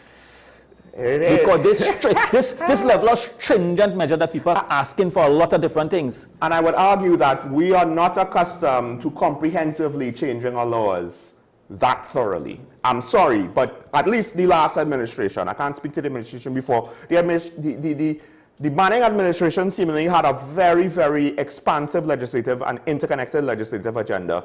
But I don't know if we've seen anything of a significant level since then. But now, just to add, I just wanted to know that I am in full support of having a procedure and having some requirements to get a firearm. But you just can't have every single thing to think about because every individual is different and their circumstances will be different. There was a comment before these two comments that I need to get to because I do want it to, if you could put it up on, no. Not the first one. I'm talking literally a comment before the last two. Yeah, talk about the Iron Lady, Margaret Thatcher, and her response to Argentina and the Falklands. It's different on two counts. One, the United Kingdom had enough military assets in order to respond on their own. And arguably, we do not. Right? That's the first thing. The second thing is, that was a different... Yes, the Falklands wanted to remain with the United Kingdom, but that was in the home islands. So, one, it was a very risky endeavor trying to send so many ships basically right next to the threat. so far away from home. It took months to get there. The logistics, it put those sailors at a greater risk than if they were just defending home. When you're defending home, it's different. First of all, there's nowhere else to run or to retreat to, right? This is the end. So to some extent, this is why the PNM is kind of has to do it. Margaret Thatcher didn't have to do it back then, so she took a big risk, but she had the assets to play with. I think no one thought the United Kingdom militarily would have had such an easy time, and I say easy relatively. All right, let's go to so I don't want to compare the two, right? The parallels are there, but I don't think the circumstances are that much of a parallel. Yes, like gun manufacturers, beverage containers manufacturers should be held responsible for their containers which block up our waterways. Whatever happened to that bill in our parliament? I actually disagree with this. At the end of the day, it should be the people who litter that technically should be held responsible. I agree. Because the point is, if that is the precedent set, and this is what I was saying, this is why I said I'm not that surprised that it didn't go through, the lawsuit against the gun manufacturers failed. Because that precedent, as this comment pointed out, it could apply to soft drink manufacturing containers. I said, well, when will car manufacturers be on the hook for speeding, right? When will spray paint manufacturers be on the hook for children misusing spray paint and drinking, rubbing alcohol? That's a very broad brush to be placed across everybody, because at the end of the thing, corporate society has corporate responsibility to a certain extent. It has always been there. Yes. But you, the customer, you, the consumer, has your civil responsibility. You have a responsibility not to litter. The state may provide, the state should be providing facilities where, and this is something that they had to consider, providing facilities where you can put your garbage and or dispose of your waste. I don't think it is sufficient. Technically speaking, in Japan, that is not done. Okay. You have to carry your waste with you. Right. Right? So technically speaking, the state doesn't even have to do that. If you know what I mean. Or public businesses, like, that's not even necessarily. What I'm saying is provide facility. I'm not saying every location has a facility. I'm talking about a facility where you can, because sometimes, I agree with the principle of individual responsibility. I was actually saying it could go even further. In my household, we try, I'm not perfect, we try our best to do recycling and dispose of our bottles and cartoons and that kind of thing don't go in the normal garbage. Yeah. We dispose of it in the recycle bins, right? The ones that they have for the set. But sometimes to find one is difficult. Exactly. Right? So if you want to encourage persons to recycle, sometimes you have to put some facilities more accessible to individuals to recycle. Right? So I catch myself sometimes with 3 and 4 bags of when I collect enough. And sometimes we're driving around the place and, oops, I forgot I have to, we have to actively be looking for a place where we can go. And we have to look for a place that we can go to and put that into the recycling, but it doesn't have a lot. I don't know what we do with recycled plastic, to be honest, because recycled plastic is a very, very arduous thing. Ironically, as fossil fuels dry up, I think this is something people don't realize. So too will plastics, because that's how you make it. I think going from glass was a mistake, to be honest, right? Because glass for soft drinks, it tastes so much better. But that's just me. Now, with that said, not that I drink that much soft drinks anymore, I want to thank all the commentators and the callers for calling in and having their say. Thanks to Ashraf for joining me once again. Some high-end technical topics, which is still in its premature phase, but ironically, I have been trying to get people more involved. You need to be more involved from the jump and don't just kind of let things pass you by and then legislation comes on the pipe and you're trying to play catch up and then it passes before you realize that you might not agree with it and then you want to say you don't agree with it after the fact. You gotta be on top of certain things. This is a little bit too serious, folks. So thanks for having the conversation, Ashraf. No problem. And hopefully Maduro is not going to look for more adventurism with the rest of CARICOM. And we'll leave that there. Folks, stay safe. Have a good day. Remember your allegiance to the Republic above all political affiliations and any other affiliations, more or less, and to each other. Have allegiance to each other. Never forget it's nice to be nice.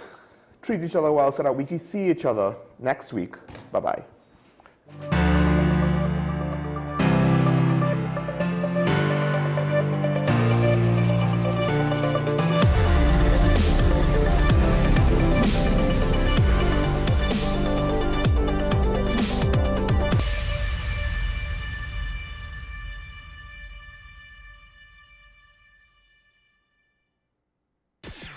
WESN.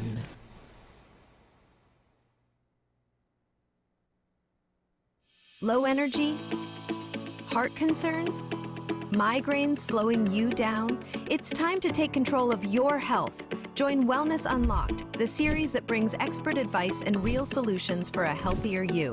In our latest episode, learn how Jameson CoQ10 can help support heart health, boost energy, and even reduce migraines. Get the science, the stories, and the steps to power up your health with CoQ10. Don't miss Wellness Unlocked. Watch now on WESN and start your wellness journey today.